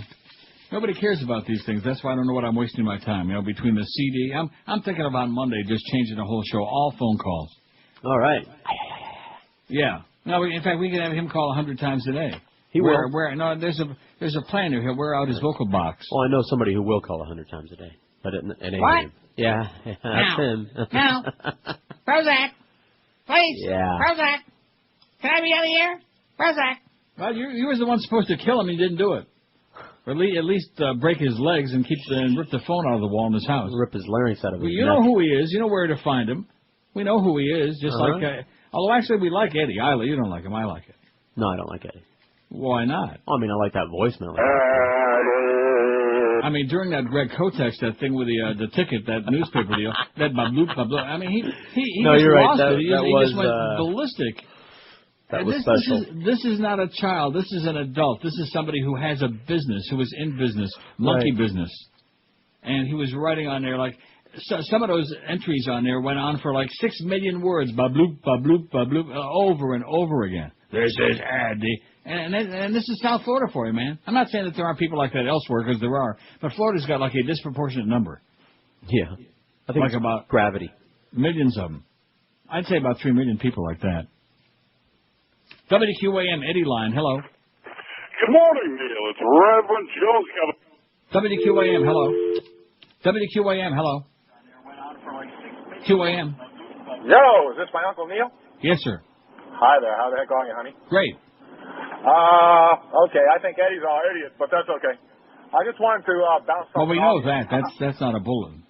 Okay. But How he's come walking you around on the guys loose. didn't put Condo Sleaza and President Dumfrig on the CD? The Condoleezza one you're not going to hear again, and President Dumbschmidt's been on Recently. It was on like it was on very the last CD that we did. Oh, really? Yeah. Okay, I'm sorry. Don't be sorry. Love means have a never great- having to say you're sorry. Go away.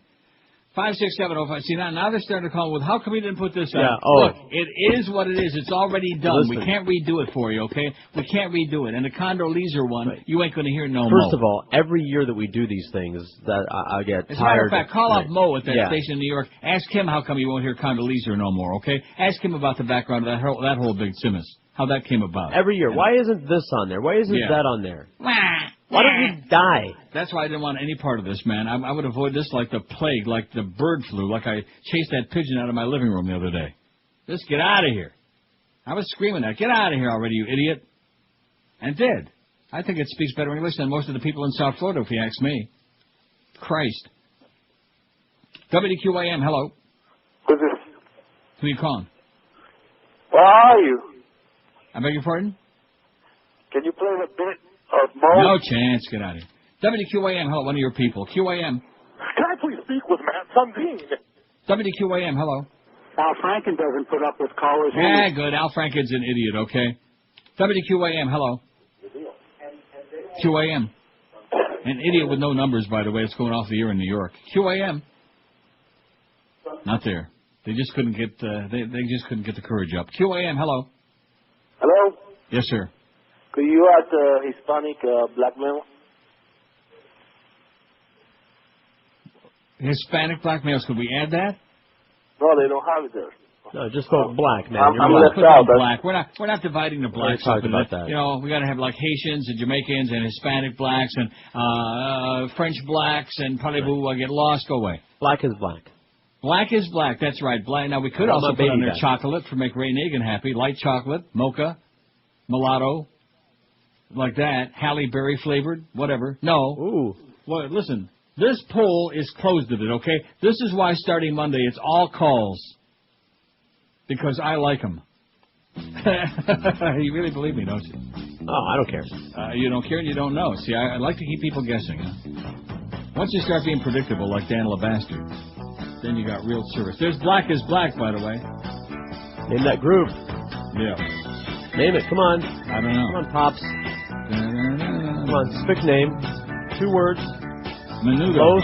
Los Dos. Los Close. Van. Close. I haven't got. If you told me, I still wouldn't know. Los Bravos.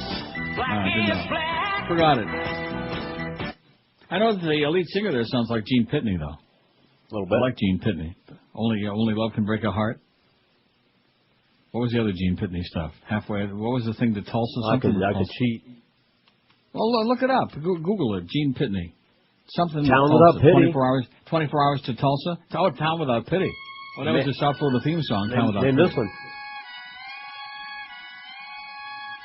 The Man Who Shot Liberty Valance. The Man Who Shot Bill Valance. How about this one? I would have guessed this one. Oh, It Hurts to Be in Love. That's one of my all-time favorite Gene Pitney songs. It does Play hurt. the whole freaking thing. Come on. Matter of fact. See, I talked it up and you stepped on it. It burns. You know, I want you to, during the break here, to stop and think. They always say, well, what would the world be like without religion? Well, I mean, that's a no-brainer. It would be a hell of a lot better. What would the world be like without sexually transmitted diseases? This is Neil Rogers. This is 560 QAM. This is Head of Homeland Security Tom Ridge, advising you to put duct tape on your radio when I raise the warning color to pink for the Neil Rogers 12 to 1 hour.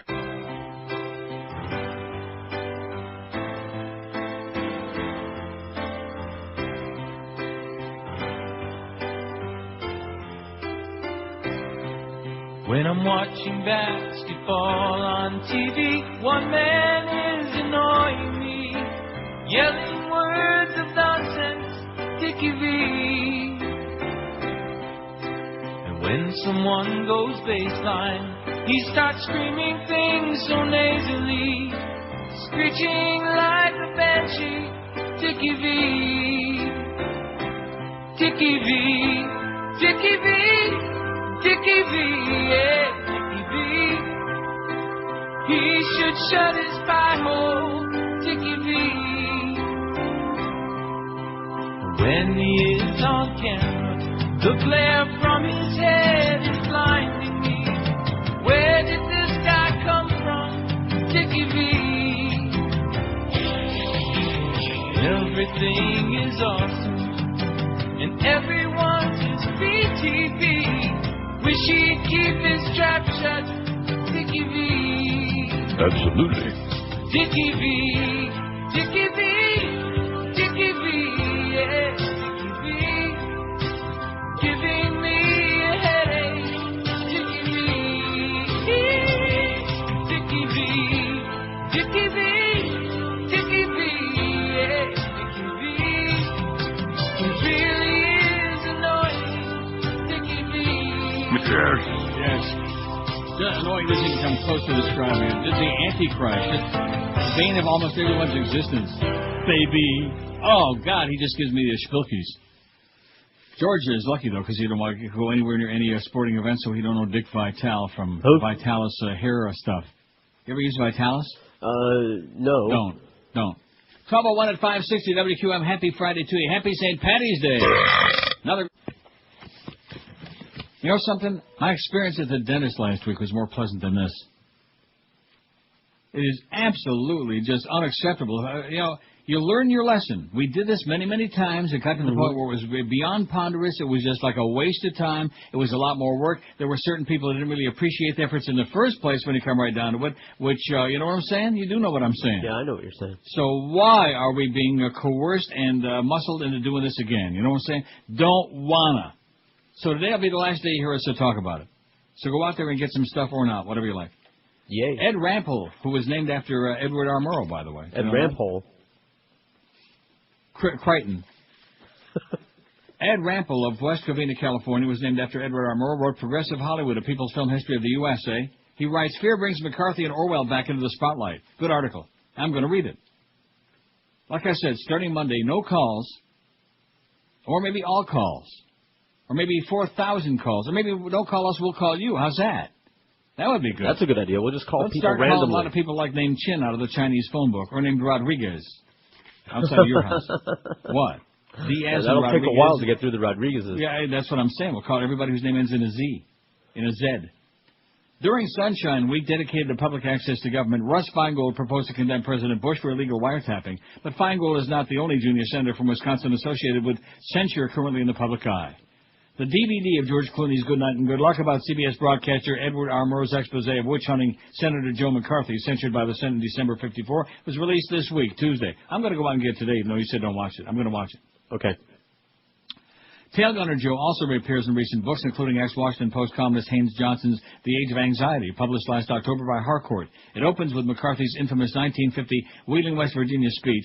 I have here in my hand a list of 205 members of the Communist Party still working in shaping the policy of the State Department. Johnson notes how that number kept changing and writes of the boldness with which he twisted facts or invented them to make grave and unsubstantiated accusations at a moment of intense national fear. This month, Harcourt is publishing Shooting Star, The Brief Arc of Joe McCarthy by ex-New York Times reporter Tom Wicker, who calls McCarthy the most destructive demagogue in American history, uniquely villainous, his sins against democracy not to be forgiven or forgotten. Others are exhuming McCarthy's legacy. In January 2004, David Horowitz's conservative online publication Front Page asked reactionary commentator Ann Coulter whom she admired in the 20th century. Joe McCarthy, she responded. Bitch. In two 2000 Crown Forum books, Coulter's Treason and James Hurston's Tales from the Left Coast, right-wingers attempt to rehabilitate and restore McCarthy.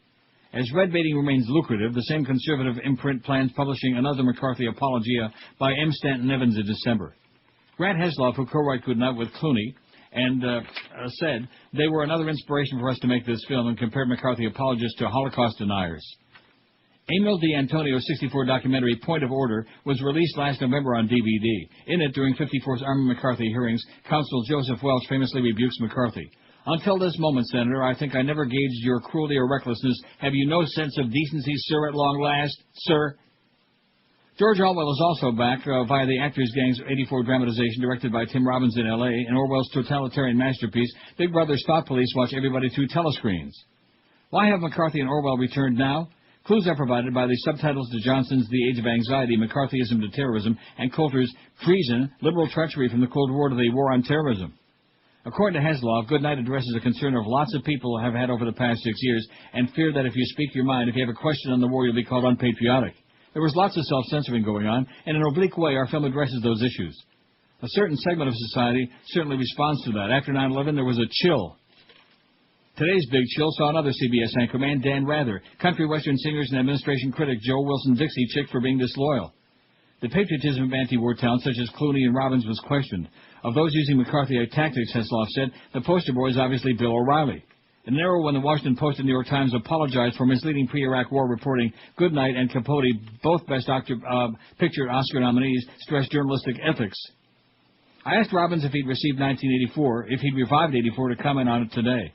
See it for yourself and decide, he replied.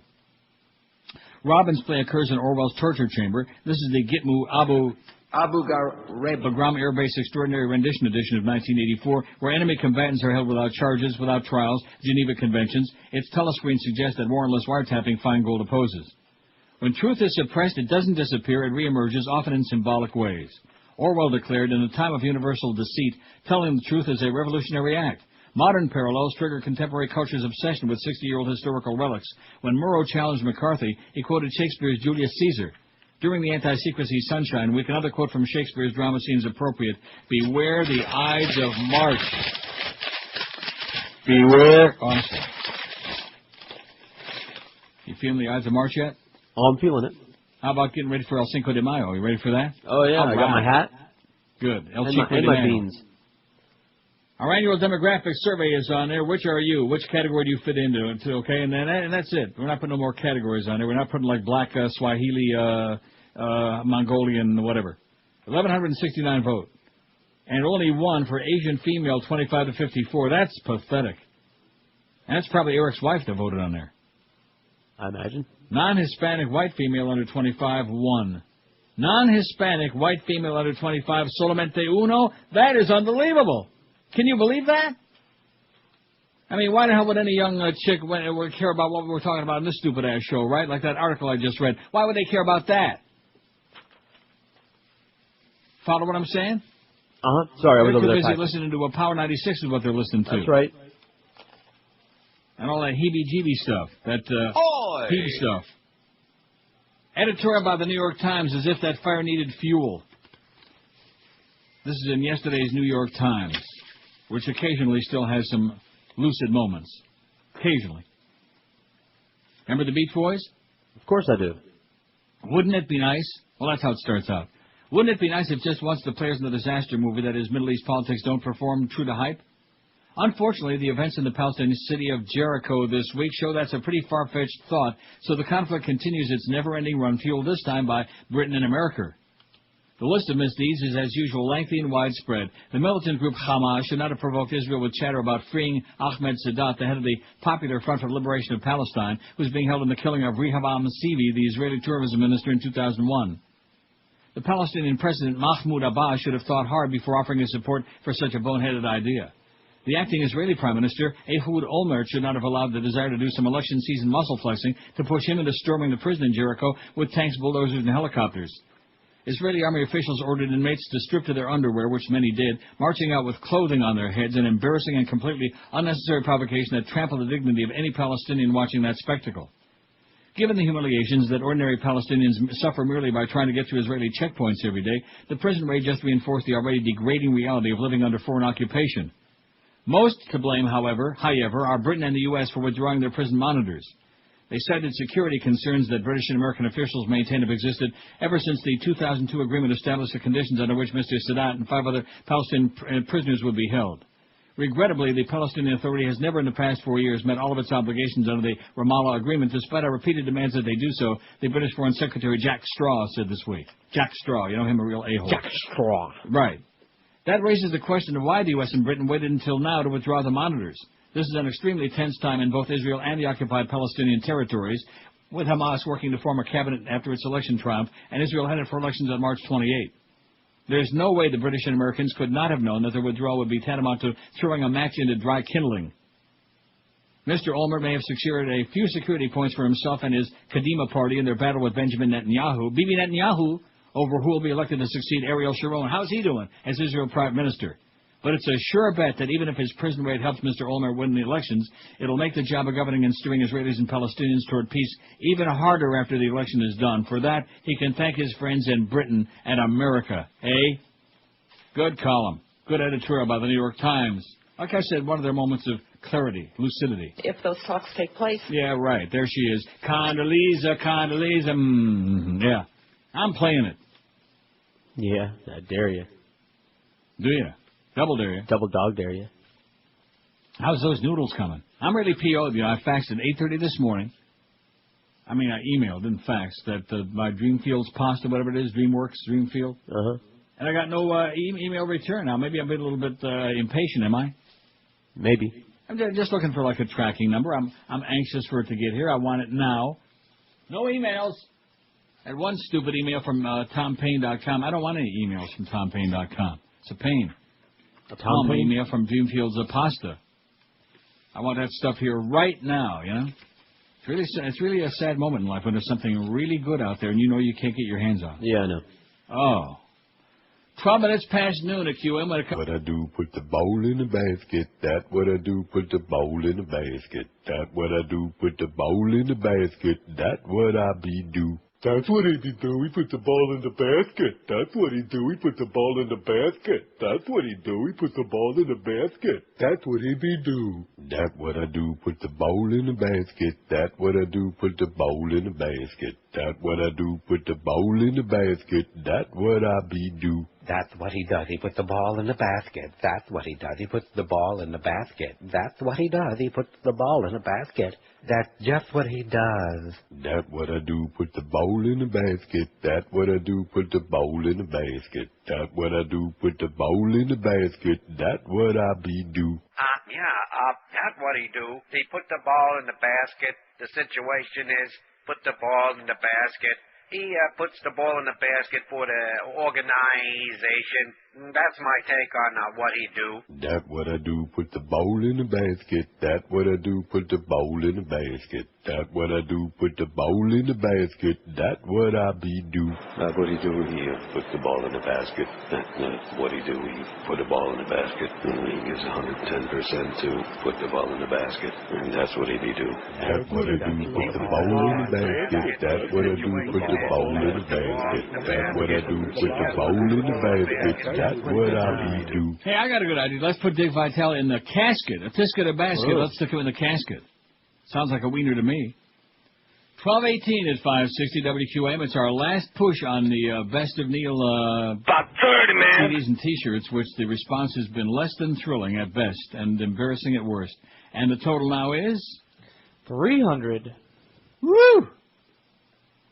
18,575. We got about as much chance to getting by 1 o'clock to 19,000 as you walking out in the hallway and finding $4 million in $1 bills out there piled up to the ceiling. And a woman did come by and slap Rolly in the ass. Well, thanks a lot, lady, for slapping it and bringing us some cash too. So that's how much total? 300, including whatever she brought by, including that. And thank God for her. Wow. I mean, Hollywood Young Circle, isn't that like the that's the centerpiece of our audience, isn't it? Right. I beg your pardon? It's right downtown. Oh, I know exactly where it is. Are you like? Well, I'm not telling you or what. I know exactly where it is. Not too far from Hemingway's. That's right. Where your wife used to work. She also used to work at that other place too, Burton Jack's. Out of business. Thanks to 9/11. Used to love them peppercorn sauce at Burton Jack's. Used to like to go and watch Mr. Ego eat there. Neverland, Nevermore for Jacko. Oh, boy. Closes for good. Michael Jackson has shut down his Neverland Ranch for good. Employees were summoned to the ranch yesterday afternoon, in staggered groups. They were staggered, given back pay for 12 weeks through yesterday, and told the ranch had been shut down by the California Department of Labor. In fact, Jackson made the decision to lay off more than 60 loyal staffers after making them wait through 3 months with no pay. Their health insurance ran out on February 28th. Last week, the state closed the ranch because Jackson carried no workman's comp. Some of the employees of Neverland had been there with Jackson since he bought the place in the late 80s. A few actually had worked for the previous owner. They've been there so long. They leave without pensions or the ability to apply for COBRA health insurance. All they can do now is apply for unemployment. Many of them have already done that. It's unbelievable. Unbelievable. Says one longtime staffer. We got nothing for the pain of what just happened and nothing to see us through. Some of the people here are close to retirement age, and they've got nothing to retire on. How do you like that? Well, they thought they were going to get some retirement out of Michael. And Michael, who may be in London, has been living very well in the Middle East. In Bahrain, Prince Abdullah has supplied him with a driver, a Bentley GT, and a Rolls-Royce Phantom. He's now returning to the U.S., as a source who spoke with Jackson last weekend. In this country, Jackson faces several lawsuits, as well as the foreclosure of $270 million on loans. Still not clear as who paid the final back pay, which could have totaled $400,000. Jackson also has to pay the state 2 separate fines, one for $69,000 and another to be determined today of over $100,000. He's got some tourists, that child. But it's nothing compared to what he should have gotten, and of course didn't. Right. Because in California, no celebrity ever gets convicted in California. That's right. Isn't that right, O.J.? 18,575, so close to that 20,000, you could smell it, couldn't you? You could reach right out and put your finger on it. Man. Like a big, juicy pile of elephant droppings. But we're not going to make it. Maybe over the weekend we'll make it. Maybe those big appearances at Conine's Grill today, tomorrow, and Sunday. Josh will be there. You're going to be all three or just today? No, just today. Well, why is that? Come on, you ain't got nothing else going on over the weekend. Get out there. Let's see a little corporate spirit here. Well, I wasn't asked to do any others. So in other words, you got to ask. You won't volunteer and say, hey, I'd love to be there tomorrow. In fact, who's going to be there? Orlando Alzaquiri is going to be there tomorrow. You don't want to be there with him? I'd be there with him. And then I noticed on Sunday, we got the Marlins and Mets game on Sunday. And Big Odo's going to be at the Catch of the Day, so I have no idea who's going to be at Conine's Grill on Sunday. But today, tomorrow, and Sunday, it says in this thing, from 4 to 6:30, Conine's Grill, 5181 Sheridan Street in Hollywood. Whoever is there will have our stuff, our CDs, our T-shirts, all that other stuff that you folks are too cheap to want to help us out with. Because you don't care about them puppies, about them kitty cats. You don't care about us. You don't care about that 30th anniversary, any of this stuff. And we knew that up front. I'm not blaming anybody else beside Duff. Because you're the one that told me he was responsible for the whole idea. Isn't that the one? I think it was a joint effort. Well, who else was involved? Let's rip them an ass. The management yeah, they must have been smoking a big fat one when they came up with that idea. Who? The management team du jour at the time. Well, who the hell was that? You don't know? Not Greg. Greg wouldn't give a damn. Duff and Clarence together. Oh, Clarence and Clarence. Well, he needs some secret clearance, that child. 1,209 people are on there, and look at that. Non-Hispanic white female under 25, only one. Only one young white lady. Man. Didn't that like really burst your bubble? No, I knew it all along. What? That we ain't got Well, no women? I want you to sit and analyze what I do on this show every day, okay? Forget about when you're on it and you're sitting there playing that funky, stupid Indian music or whatever it is. Right. That Ravi Shankar. Uh-huh. And that's what you're going to get if you keep messing around as a big shanker. But anyway. Too late. No, me too. The fact of the matter is that who would, in your mind, ask yourself, would some 20-year-old chick listen to this show, to what I'm talking about? No, maybe the show, not the station.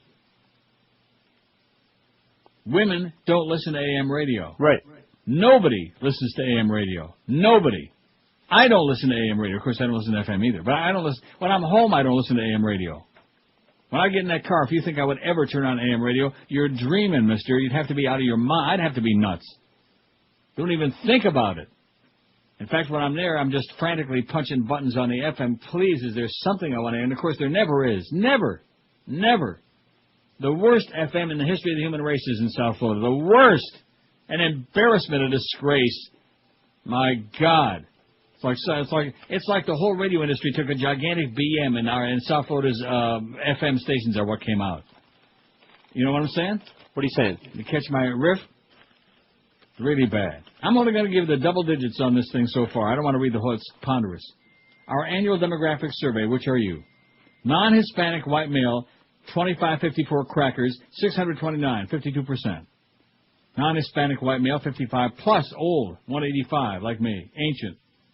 Kicking it ancient style. Hispanic white male, 25 to 54, 148. 12%, I told you. You have little faith. Non-Hispanic white female, 25 to 54, 62. That's all we got. Those are the only ladies we got. Middle-aged. Well, not middle-aged. Well, whatever they are. Black male, 25 to 54. We got 39 dark eyes. Various shapes, sizes, shades. Real dark, light like mocha, chocolate. Non-Hispanic white male under 25, 27. 27 young punks, white. Non-Hispanic white female, 55 plus, 24. Hispanic white male under 25, 20 Julio punks. I know who 3 of them are.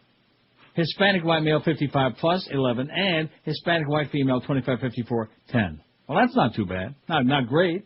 Huh? No, whatever. We'll take what we can get. Well, I mean, that's the first 1,200. You know, over the weekend we're going to have like 400,000 votes on it by the time we come in Monday morning. There'll be like 2 million votes on there. Everybody listens to the show. That's what you're always telling me. Everybody in Little Havana listens to it. Everybody in Hialeah. That's what I said. Everybody in Sweetwater. Everybody in Liberty City. And everybody in Little Haiti, man. That's they right. Haiti this show. Now, what you're always telling me, they all listen. Mm-hmm. Little Jamaica. That's right. Where we are right now. Where do you think we find that good machine man in Little Jamaica? So are we going to get to 19,000 by 1 o'clock or not? Because if we're not, I'm going to, like, between 1 and 2, I'm just going to start throwing furniture around. This is Neil Rogers. This is 560 QAM. On a lollipop, little boy? Yes.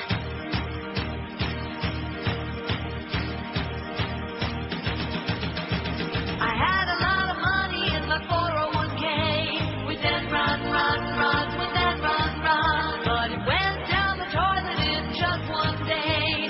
We then run, we then run. Yeah, they cooked the books. Yeah, those freaking crooks. But now they're on the run. And then run, and then run. I used to get a paycheck that was nice and fat. From that run, from that run. Now I'm asking if you'd like fries with that. Screw and run, screw and run. That greedy CEO should be someone's home when they send him to death row. From that run, from that run. Yeah, I have no loot, and I want to shoot all the scum done, and then run, and then run. How sad. How very sad.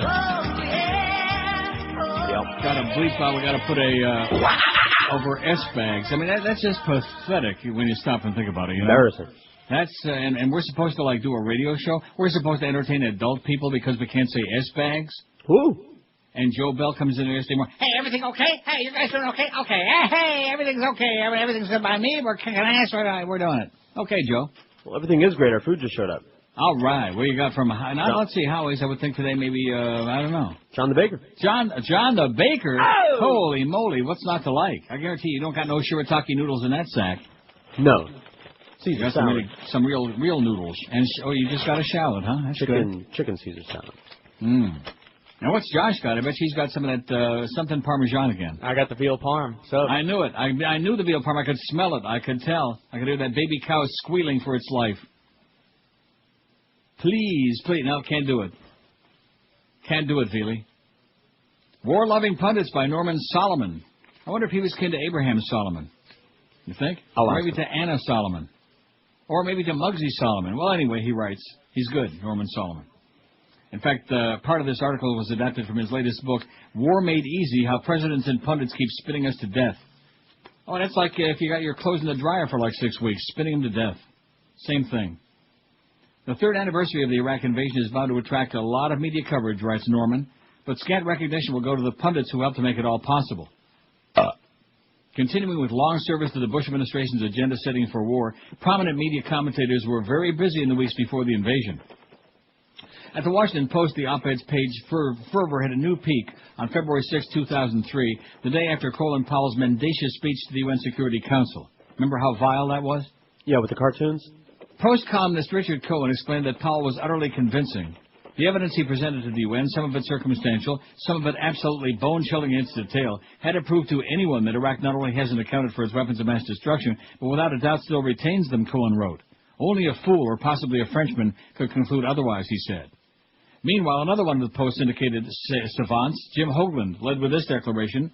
Colin Powell did more than present the world with a convincing and detailed X-ray of Iraq's secret weapons and terrorism programs yesterday. He also exposed the enduring bad faith of several key members of the UN Security Council when it comes to Iraq and its web of lies, in Powell's phrase.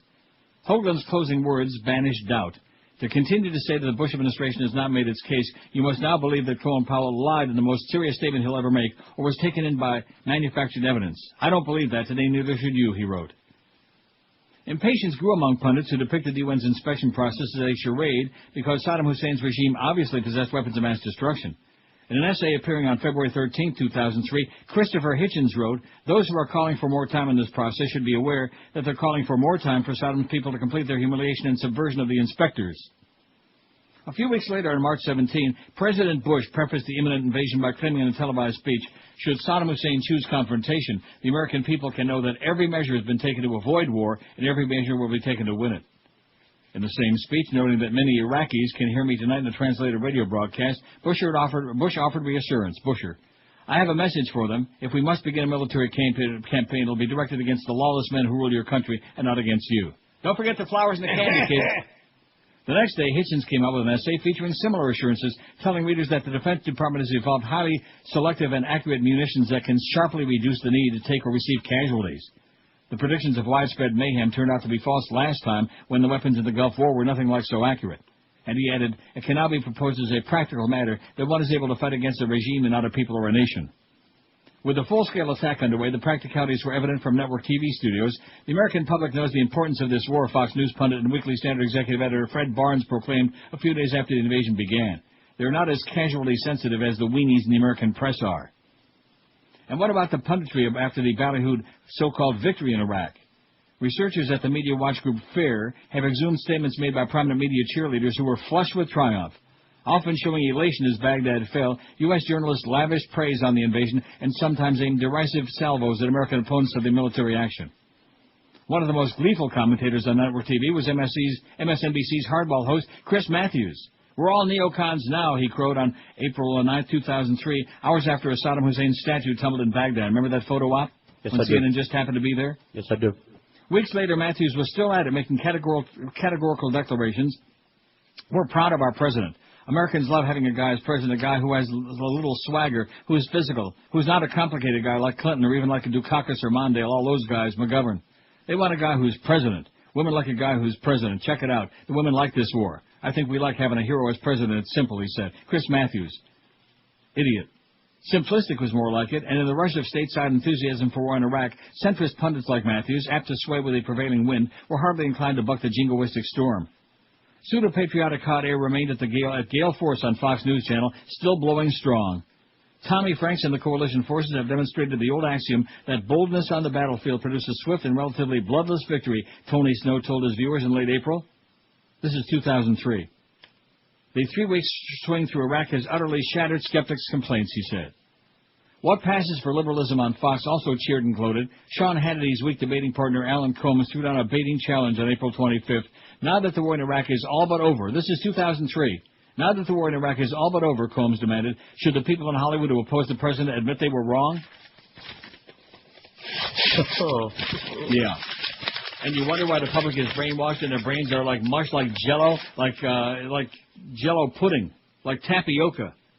Oh, God. Although I do like tapioca with, like, cinnamon on it. No? How's my Dreamfields pasta coming, by the way? I'm going to have Slowly. Huh? Slowly. I'm going to call them, man. I'm going to bitch their ass out. I just don't like that, sending an email to a company that you've already been charged the money on your credit card. You've sent them the money, and you have no confirmation. Oh, wait a minute. Here's an email, George. Uh-oh. It's a flyer from the grocery delivery people. Peddling stuff again. See, this is the one thing. When you do business with anybody, now maybe these grocery delivery people have got that product, you think? Maybe. It's worth a look. Nah, they ain't got squat. How much are they charging for squat? The grocery delivery idea is great if you got a place that's got a whole bunch of products. Like Publix? Publix? What you want. Like that. Like Publix would be great. And did the guy that called before, did he say he got his Dreamfields pasta at Publix? I don't know. That's what, yeah, what do you that's mean what you he don't said. know? That's what the guy said. Jesus, God almighty, you don't know. I forgot already. What kind of a planet do you live in? Oh, that's right, I forgot the food got there. That's right. What? Well, I'm cooking me up some good shirataki noodles at 2 o'clock. I'm going to hold my nose. In fact, you know what I need to get? A nose clip. Just imagine how good that would come in at Woodbine and also in the kitchen when I'm opening up a bag of shirataki noodles. You need it badly at Woodbine. Oh, my God. Oh. I'll send you a set of those ones that they wear in the pool. You know, the old nose people. clips. Oh, I need them the badly. Clips on the rubber you can't band even there. begin to imagine the smells of Woodbine. Oh. There was a guy sitting next to me yesterday, old grizzled guy with like a schmutzy beard, you know, and a cap, like a 60-ish guy. Fancied himself like some kind of a, bon vivant, whatever the hell that means. And he smelled like what I dropped in the bowl this morning, okay? And he kept leaning over. He kept reaching out because he was playing coins. I hate the people that play the coins. I got a Potsky with the coins. And so no matter what he would put in there, he'd have to hit the button and the coins would... And he's reaching down. And every time he reached down, he had to, like, breathe in my face. And a breath like a septic tank would be envious of. I mean, just unbelievably bad. And I'm saying, I need like the whole thing. I need like an oxygen mask. There you go. One of those biomasks that'll come in handy for a lot of users. We used to have, when I was a kid, we used to have those in the Army surplus. I think my parents had it in the Army surplus store. Some of them real old, funky masks would be really good. Oh, man. They'll think you're there to hold the place up. I got news for it. That place, it works the other way around. This is Neil Rogers. This is 560 QAM.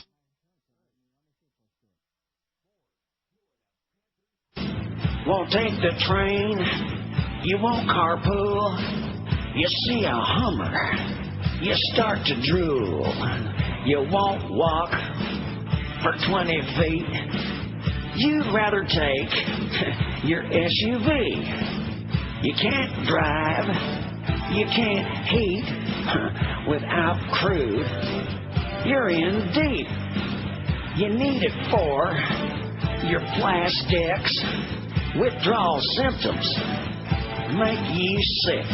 Whoa, you like to think there's lots more under the soil. Oh, yeah. That's what you think. That ain't the truth, though. Closer to the truth to say you're totally spoiled. You know, you're gonna have to face it. You're addicted to oil.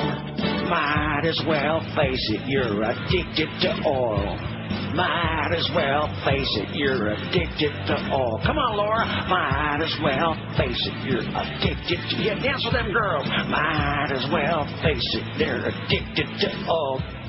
1246 at 560 WQAM. What's the bad news this hour? And by the way, Clarence, you're a bonehead, okay? You make me want to vomit. What's the bad news? We got 460. Oh. And thanks to Marty came by and bought 3 CDs. Thanks, Marty. You the man.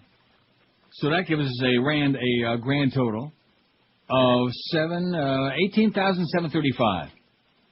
Which means in the next 14 minutes, if we got $265 in the next 14 minutes, we'd make it to $19,000. Will that happen? No. Is there any chance No. that's going to happen? No. How much is the total for what? $460. That's crap.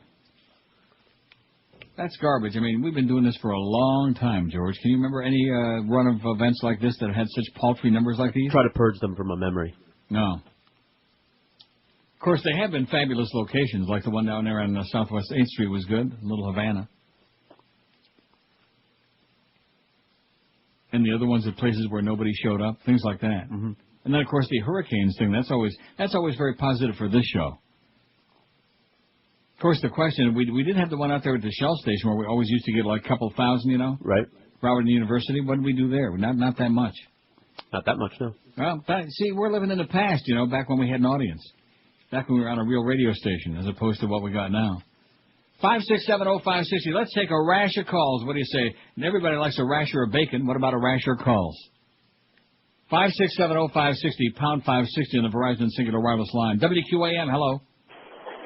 Hola, Neil. Yes, sir. What's going on? FYI, Publix used to have a delivery service. But I know the that. market I know was they discontinued it because, like everything else in South Florida, lack of interest. Right, it just never panned out. It was just a small market. I got to ask you a question though. Where does a come from? Woody Woodpecker. No, that sounds. That's Larry King he's talking about. Larry King. Larry King. And one more request. Can you play any of the Paul Harvey bits that you have? Okay, no problem. Thanks, Neil. Bye. See you. Yeah, Publix used to have a shop online thing. We got one here. Great. I used it once. I told you it was okay. The selection of food just leaves me kind of limp. It was all right. They showed up when they were supposed to. They give you like a window, you know, like Dial a Mattress does. They give you a window and they show up on time. But I don't know. Unless you really have the variety of all the things you're looking for, it's okay. Little thing here. You know, I made up my mind two things. Two things. Yeah. I'm going to do at 2 o'clock. Well, no, three things. First of all, I'm going over to Dominion and see if they have the Dreamfields pasta. I'm not going to wait. I'm not going to waste my time calling these people. I'm sure the shipment's been made. You know, the pony's slow. UPS. Should be here. Number 2, I'm going to throw out the other 9 bags of that shirataki noodles. Really? Yes. Okay. Now, see, when I made it last night, I ate it. I try to convince myself. It's like anything else, you know. Right. When you have it you the try to first convince time. yourself it was good. It was not. It was not. It not only doesn't it taste like the best example I can give you would be like white shoestrings, like for sneakers, you know. Okay. White shoestrings that you boiled and put pasta sauce on. As a matter of fact, the sausage and the pasta sauce and the sliced olives that I put in the whole concoction, that would have been fine with some cheese without the pasta. See what I'm saying? It's just something that holds something. Right. And so far, any of the low-carb, like, breads and pastas that I've tried have all been, So that's why I'm hoping to find that Dreamfields. I'll wait.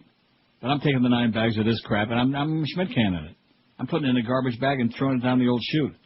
I'm not going to keep eating this stuff just because I bought it to convince myself that it's good. It sucks. And number 3, no more of this CD thing. Great. I'm giving both of you guys permission to, like, tie Clarence up in a hallway when the show is over at 2 o'clock and just have everybody come with a baseball bat and just beat him senseless. I have a sock with a bar soap in it. Where there's no sense, there's no feeling. But at any rate, just give it your best shot. Leave us alone on this show, okay? We're trying the best we can under impossible circumstances. Leave us alone. Greg did everything he could to destroy it, and now you're, like, putting on the finishing touches. WQAM, hello. Hey, Neil, how you doing today? Okay. Hey, you know, I listened to your bitch and moan and complain about how nobody shows up to buy these discs and the T-shirts, but how about posting where they're going to be on the website so we know where they're going to be in advance so people can make a plan to be there? Oh, yeah. Okay, we'll put it out a couple weeks ahead. Okay. So people can make their plans. So in other words, we're just not doing enough. That's right. If we just lay it out for you. I'll tell you what, we're going to send you a gold engraved invitation in the mail right to your house about 3 weeks ahead of time, and then we're going to lay out like the red carpet. Tell you what. And we're going to have like a band to be there, your favorite recording artist. We're going to sing some songs. Yeah. We're going to have like catered with a whole bunch of free meals, some Chateaubriand with Duchess potatoes, a couple of bottles of fine wine, maybe some champagne. There you go. Get out of here. WQAM, hello. Hey, Neil, I just bought a shirt. Who picked the colors? Who picked the colors? What does that mean? They're like a little gay. It's like purple and white. Yeah, the colors are from the cover of the CD. Oh, I'm sorry. But those mushrooms, you can make a really good chicken marsala with those mushrooms. You get it on the web and just download the... Chicken marsala with what? With those mushrooms that you bought. You try mushrooms? I didn't buy any mushrooms. I bought shirataki noodles. He's thinking of shiitake mushrooms. Seriously, starting Monday, we're taking 4 million calls a day. No, this is scary to me. Shiitake mushrooms, this guy thinks I'm talking about. I know what those are, sir, and I'll tell you what, you're full of the first part. So you got some shrooms? He's full of the first part of that word. Shirataki noodles. These are Japanese low-carb noodles, okay? That's what I've been talking about for days now on his show. He's telling me about shrooms, and I can make chicken marsala. Yeah, you can make chicken something, all right, Pally. So how big are those mushrooms? Oh, God, they're magic. That's what Rick Shaw said. And Ron St. John has been in the market 100 years. Nobody knows who he is. WQAM, hello. Top of the morning to you, Neil. How about giving that... WQAM, hello. Oh, he's short today. QAM, hello. Probably short of breath. WQAM, hello. Send the Dan and Pet Rescue fundraiser to Boca Raton. We got all the money up here in Boca. Yeah, okay, good luck to you. Stay there. WQAM, hello. Neil. Yes, sir. I want to congratulate you on your 30 years. Yeah. And I want to thank you, too. Yeah. And I used to live down here. Yeah. He's getting the next line from his friend. Yeah. Tell him to coach you a little bit faster. It's only a 4-hour show. Next line. Come on, you can do it. No, you can't do it. 567-0560. I told you, man, we're getting all different kind of idiots. Them shirataki shrooms, man, those are the best. You can make a heck of a fantastic veal cutlet parmigiana. Sounds good. Yeah. Oh, my God. How's the lunch today from John the Baker? Free? I mean, great. Fabulous. Yes. And the fact that it's free makes it even more fabulous, right? It's tastier. That's my favorite sauce. Get any skitty? How about some low-carb skitty? I'll send you guys some shirataki noodles. Great. I'll cook them up right now. In fact, I'll probably slide right down I-95. I'll put them in a container, ship them across the lake, and they'll just hop them on the Hershey Highway. And they'll slip right down the interstate. They're slippery, they're chewy, they're nasty. They're like, oh. In other words, if you went into a restaurant and somebody cooked you up some fettuccine and they put it on a plate and gave it to you, you'd spit it right out. You'd say, are you kidding me? You call this food? So why the hell am I trying to convince myself? WQAM, hello. Neil? Yes? Hey, I am in Spanish black. They call me Pedro. WQAM, hello. Jump back, get down, Doolittle. WQAM, hello. Retire. WQAM, hello. QAM. I've got a blue rubber ball. Well, good. I know where to stick it, too. Rectum. WQAM, hello. Hi, I want to wish you and George a happy St. Patty's. Yeah. And have fun at Cupid's. Bye. Have fun at what? I don't know. I missed it. At Jesus. Houston's? That's what he said. I don't get it. Are we going to Houston? Should you take me to Houston, Josh? Yeah, Josh is taking for a steak. You know, it's funny he mentioned, if that's what he said, I can tell what the hell he said. Because I was thinking about that the other day, about how both of you are such boneheads. You don't order it. It would be like going to Denny's and ordering a steak. I'm not comparing Houston to Denny's. Ridiculous. But there's just some places that you don't order steak, and Houston's is not a steakhouse. I only went there once, and I thought it was a steakhouse. It is not a place. No, well, it's not. Well, I asked you, what's their signature then? Their signature thing is like burgers and big salads and soups and really, because stuff like that. it's not called Houston's Burger House. It's not. What's it called? Just Houston's. So I wouldn't know. Everything's pretty good there. I'm ignorant, so I ordered a steak. I thought it was a steak place. So did I.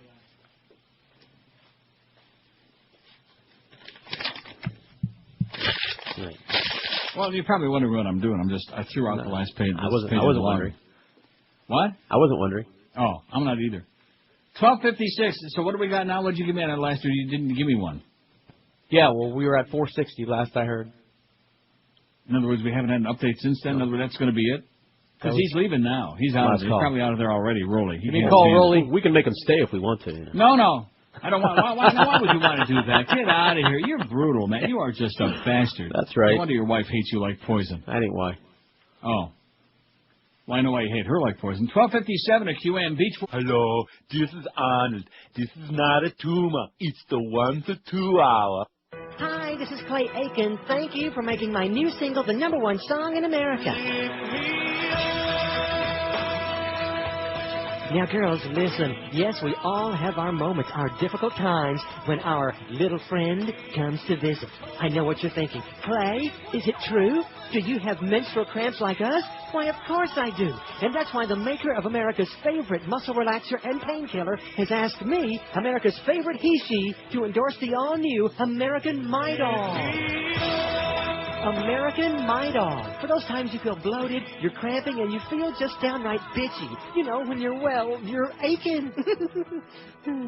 American Midol, endorsed by me, Clay Aiken, the guy-gal who finished second to that no-talent Ruben Studdard. And you know, I still can't believe you people voted him as your American Idol. I mean, I had no idea there were so many fat loser people out there who could operate a damn phone. I mean, what, did all of you call from the pay phone at the all-you-can-eat buffet place? I mean, really, I had no idea what's going on. American Midol. For those times when life seems a little unfair. It is. Only as directed. 101 at 560 WQAM. Happy Friday and St. Patty's Day to you. Here are a couple of good faxes. First one is sensational. From somebody at Legal Impressions. And my impression is this must be a lunatic. Neil, unsigned, of course. Neil, I was wondering, you talk about how much bloodshed there's been in the name of religion. But what about all the bloodshed there's been because of, or in the name of, atheism? Example, Joseph Stalin. You are in essence endorsing a belief that mass murder Stalin endorsed. But how come you never mention that? Well, the fact is that in those discussions I mentioned a zillion times on the air, not only about Stalin, but how about Chairman Mao and the communist states, the Chinese, and so many other places. That's called totalitarianism. That's called imposing a lack of... It's the same thing. Those were atheists, but it wasn't atheists killing people because they weren't atheists. No, it was atheists killing people because they wouldn't knuckle under. Right. That is correct. Like the Inquisition, like the Crusades, and of course, what does this really have to do with the price of rice? Because the fact of the matter is that atheists per se don't go around proselytizing, trying to twist people's arms and making them an offer they can't refuse. Right. We just want to be left alone. Thank you very much. Just leave people alone. Just stop trying to impose your views and make laws based on this old archaic bullcrap. Okay? And you see it all over the world today. I don't see too many atheists killing people in the world today. In the name of atheism? Right. Don't believe or I'll kill you. Right. Yeah. Trying to force other people to become atheists by... I remember Madeleine O'Hare, she was always going around shooting people if they want to become an atheist. Tore her up. What the hell is this? Get Jab Out. What is this from? Oh, it's a dog that's racing. Oh, it's from the dog people. Moderately This cute. dog will be running in Monticello. Hopefully it gives the locals up there an idea of what we think of the precious governor. At least it'll give them something to talk about. It says, besides religion, love you. What does that mean? Oh, I see, because of Jeb. Get Jeb Out. That's the name of the dog.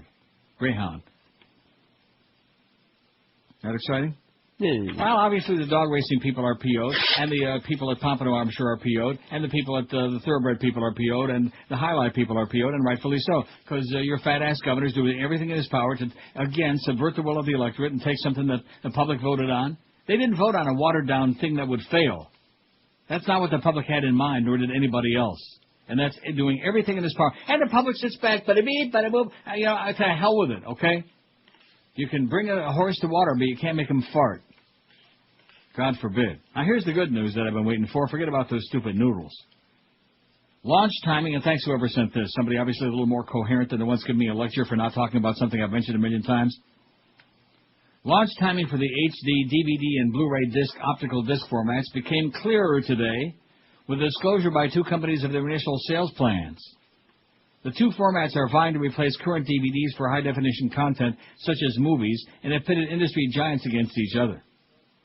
The main backers of HD DVD include Toshiba Corp., NEC Corp., and Intel Corp., while those backing Blu-ray disc include Sony, Matsushita, and Samsung Electronics. Matsushita is Panasonic. Sony Corp said its first Blu-ray disc player, the BDP-S1, BDP, sounds like something you stick in your crankcase, will be available in the U.S. Starting in July at about $1,000. Company had previously committed to an early summer launch. Samsung plans to put a Blu-ray disc player on sale in April next month. The Sony player will support a video output at 1,080 lines of resolution and progressive scanning. The company said this is dubbed Full HD and is the highest of several video formats considered high definition. As a concession to content providers, the Full HD output will only be available via an HDMI, high-definition multimedia interface connection. Owners of TV sets without an HDMI connector will be able to watch up to a 1,080-line interlaced signal, something or other. Part of this is chopped off. Sony has priced its first desktop computer that will have a Blu-ray disc burner. The drive will be able to do something. See, the right-hand column of this is chopped off. Sony will start selling these in April. And something capacity. This doesn't make any sense to me because the wording is a whole bunch of it is chopped off on the right side. The Vio RC will be launched in early summer. Now, what about how about it starts out talking about Toshiba? What about them? Huh? What about them? On the HD DVD side, this article sucks. Like I said, from Macworld. Well, what do you expect? Macworld. On the HD DVD side, Warner Home Video said it'll start selling HD DVD titles April 18.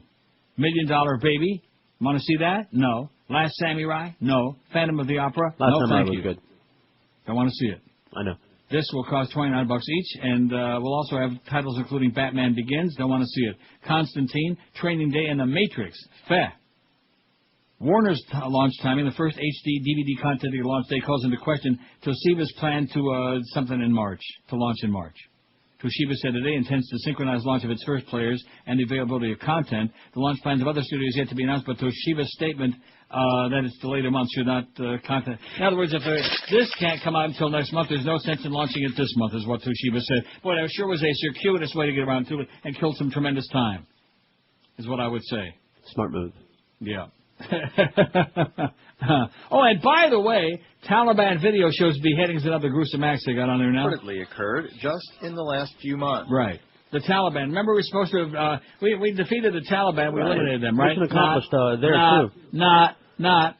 And last night I saw a thing on the CBC about how old Schmathead over there, the dictator in Pakistan, our good friend, the general, pervert Musharraf, how he's aiding and abetting on the one. With one hand, they're like killing a few of them, but on the other hand, they like the Taliban because they were the ones that stuck them in there in the first place, and they like having disruption in Afghanistan. They want to have a disorganized, disrupted Afghanistan. They figure it's good for them because it makes them more important to the U.S., eh? How do you like that? Uh-huh. So, on the other hand, they're aiding and abetting the Taliban, who are stronger than ever, and in some parts of Afghanistan are back running the show. Aye, Poppy. How many people we got checked in here? 1294. We'll have over 1,300 by 2 o'clock. That's not so good on this thing. Afghan Taliban, but you have Arabs, Central Asians, Chechens, Africans, the same kind of groups of people that you had in Afghanistan before 9/11. A daunting challenge in the war on terror. Right, a daunting challenge. That was another mission accomplished. You're right. There was all down. There's that Kira Phillips. She's behind it. Send her ass over there right now. Skewer her ass on a stick. Now, let's see. How are we doing with those bottom groups? Still only one non-Hispanic white female under 25. Forget about those young chicks, okay, George? Forget about them. You're too old. Already forgotten. No, you didn't. And look at these other ones. Mostly the Asian female, 25-54, Asian female under 25. Well, listen, how could we have any Asian listeners in South Florida? There are no Asians. How many Asians, Japanese and Chinese people, and Vietnamese and Korean live in South Florida? About 30, man. Total.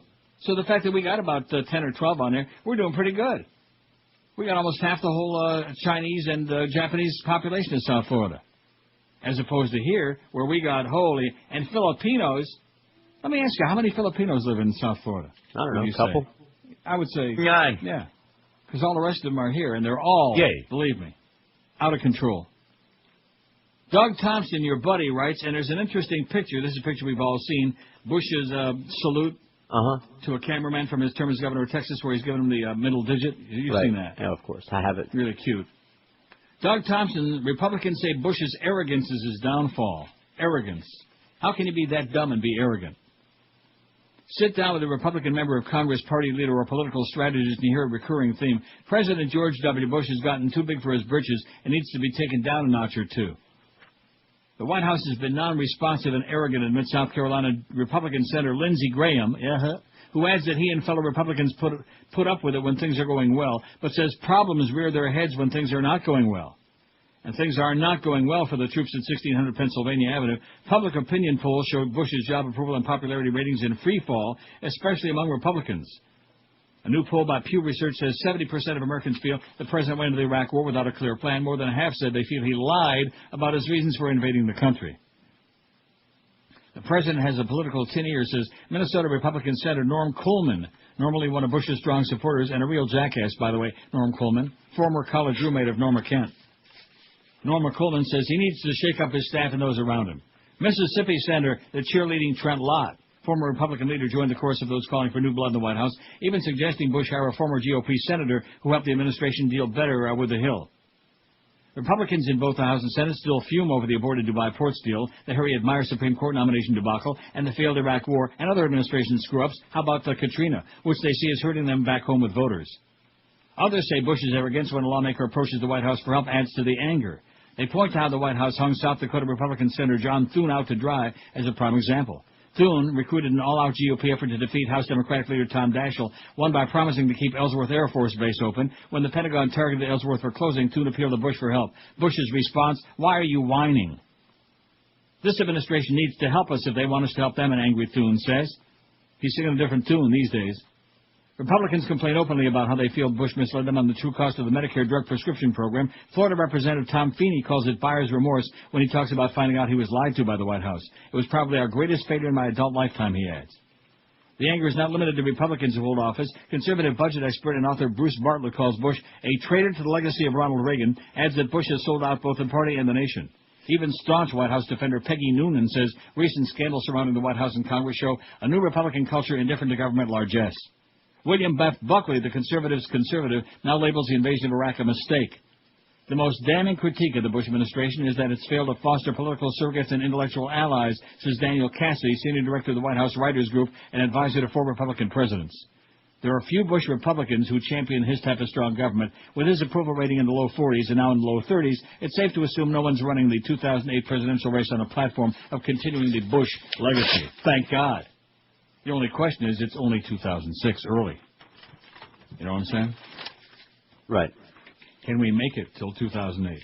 And what kind of lunacy will they come up, like that one other article said? What kind of national disaster, what kind of terrorist attack will happen between now and then? Or maybe before November's of this election? Oh, surprises. Yeah, surprise. Here we go again. More buildings being blown up. Please watch. I'm telling you. They won't do it, though. No, it's a conspiracy theory. Part 2. They won't watch it. Well, no, not just that. If they won't make the effort to even click on there and send $20 for the CD, or even if they're going to throw it out, I spent $100 for these noodles. They were very cheap, but the shipping was exorbitant. I'm going to put them in a plastic sack in one of my garbage sacks and throw them down the chute right at 2 o'clock. I might do it on this break, huh? I said, "I'll shoot." Yeah, I'll shoot. I might do it during this break just to make sure I don't change my mind. They're slimy, they're slippery, they're nasty. They're like chewing on rubber bands. 113 at QAM when you 3 years after South. Oh, by the way, how are we doing out there? Probably all wrapped up now, I would think. Well, yeah, Rolly left with a 5-piece. 5-piece band? 5 bills, 500. So that's half of what we were hoping for. Half. Now, actually, what we were hoping for was 725. That would have got us to our 19 grand. That's what we were hoping for. 7 1/4. Couldn't do it. A 5-piece. Cinque mille. 500. Sorry. So anyway, we got 18,775. That's the last you'll hear of it from me. We'll give you the totals every now and then because it'll be going on our website. You can click right on there where it says, right. And as far as the colors of the T-shirt, that jackass, all these people. Well, why don't you put it on your website and make it on? And what about the colors of the T-shirt? Who picked those out? They're the same color as the color of the CD. In fact, I got my T-shirt right here, as a matter of fact. And I would wear it very proudly, even though the colors may be a little... Gay. Well, what does that mean? What are gay colors? Okay, what the hell does that mean? Pink. No, well, there's no pink on this. There's yellow and blue and purple and a little white. And that's it. Those are on gray like on the tombstone in the cemetery there. And then there's a little brown, okay, a little brown, like on a Moe's Muskrat looks brown. And my shoes are brown, which I don't wear brown shoes, nor do I wear an outfit like that. Oh, there's my new outfit for the guy that's always worried about my wardrobe. That's right. There's my new outfit for you. So then you think that guy's going to go out and buy a... No. See, a lot of you people that talk a bunch of crap and who like, you're just always there. You're ever present. You're not going to give us like 2 cents. You wouldn't give anybody 2 cents, probably because you don't have 2 cents. Or 50 cents. Because how could anybody who's got a life be, you know what I'm saying? You know what I'm talking about. Yeah, I do. They're like non-productive creatures. I would say non-productive people, but that would be insult to like real people. Non-productive creatures. So 18,775 we got. And, so if we can come up with 20 grand for those folks over there, minus the 500 Beasleys, that's 15 grand. It's the best we can do. Unless, of course, I was thinking a la Rocky Horror Picture Show, we could take Duff and Clarence, who are the 2 individuals responsible for this debacle this year, and we could put them up like on a stage. You know what I'm saying? Dressed and in let people and hand out tomatoes and eggs and let people throw a variety of vegetables and fruits. We could sell the tomatoes. We could sell like $5 per tomato. Yeah, $5 per toss. I think that's nice. Yeah. Just tie them and put like a red rubber ball in each one's mouth. Give me $100 worth. And we could also put Joyce up there in the same stage. That'd be good. I'd come and attend that. Listen, I'd spend about $1,000 for that. If they were $20 tomatoes, I'd buy 100. I think even Josh might go for a couple of those. I could do that. Yeah. Bunch of baloney. Yeah. Everybody's got big ideas, but they don't want to lift a finger, man. Let me lift the same finger that your president was lifting there to that cameraman in Texas. That's my finger, Clarence. You idiot. 3 years after Saddam, new fears haunt Iraqis. Oh, everything's going on well. Oh, Can't we hear some of the fine. good news? 3 years after U.S. forces invaded to overthrow Saddam, Iraqis have one preoccupation, staying alive. Oh, let's crank up the Bee Gees. Come on. Every day I feel like I'm waiting in a queue for death, said one Baghdad lawyer, too frightened to be named in print. Ahead of the March 20th invasion anniversary, Reuters asked dozens of Iraqis if life was now better or worse. There we go. Staying alive, that's where it's at. Where's John Revolto? That's right, he's still in the closet with Tom Cruise. I'm in the closet. Most were gloomy, at best ambivalent, with new fears replacing old ones. The parliament that met first yesterday has got a huge task. In terms of security, life before was much better, said businessman Adel Hussein, 45, in Basra. In terms of security, life before was much better. But economically, now it's much better. Of course, he's in the heart of the southern Iraq oil industry. In the violent northern oil city of Kirkuk, laborer Ali Salman said before the war, torture and killing took place in secret. Now it's all in public. The meaning of freedom is different. Nowadays, you're free to live and free to kill.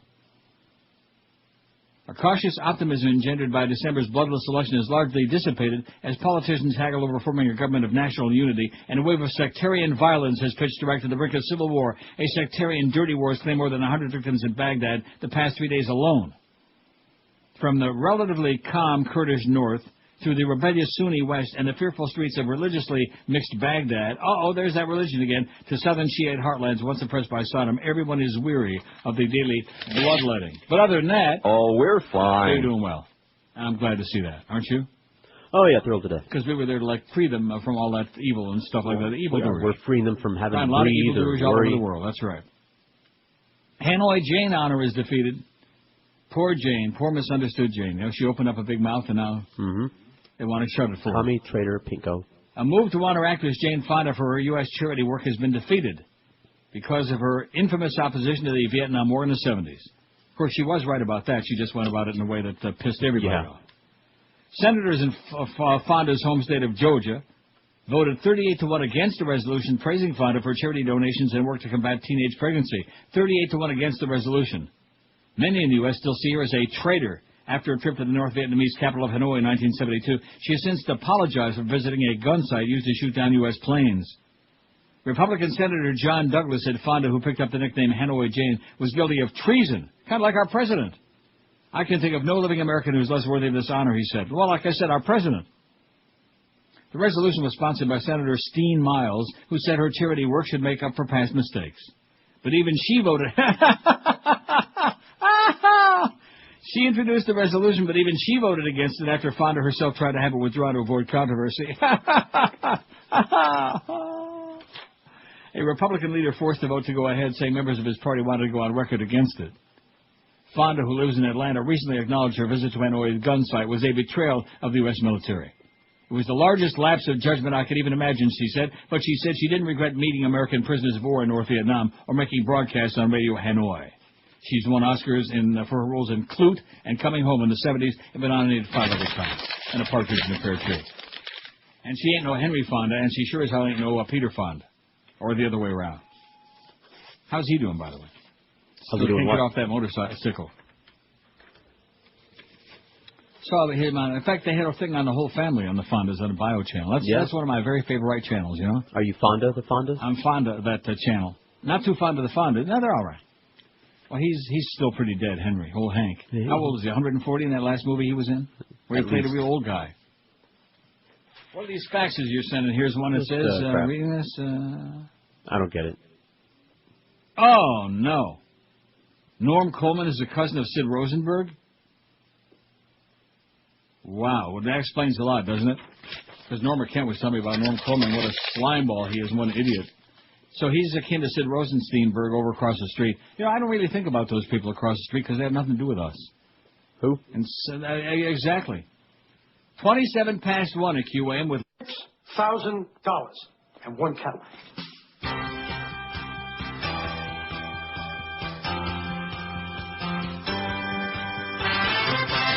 It just cost me $6,000.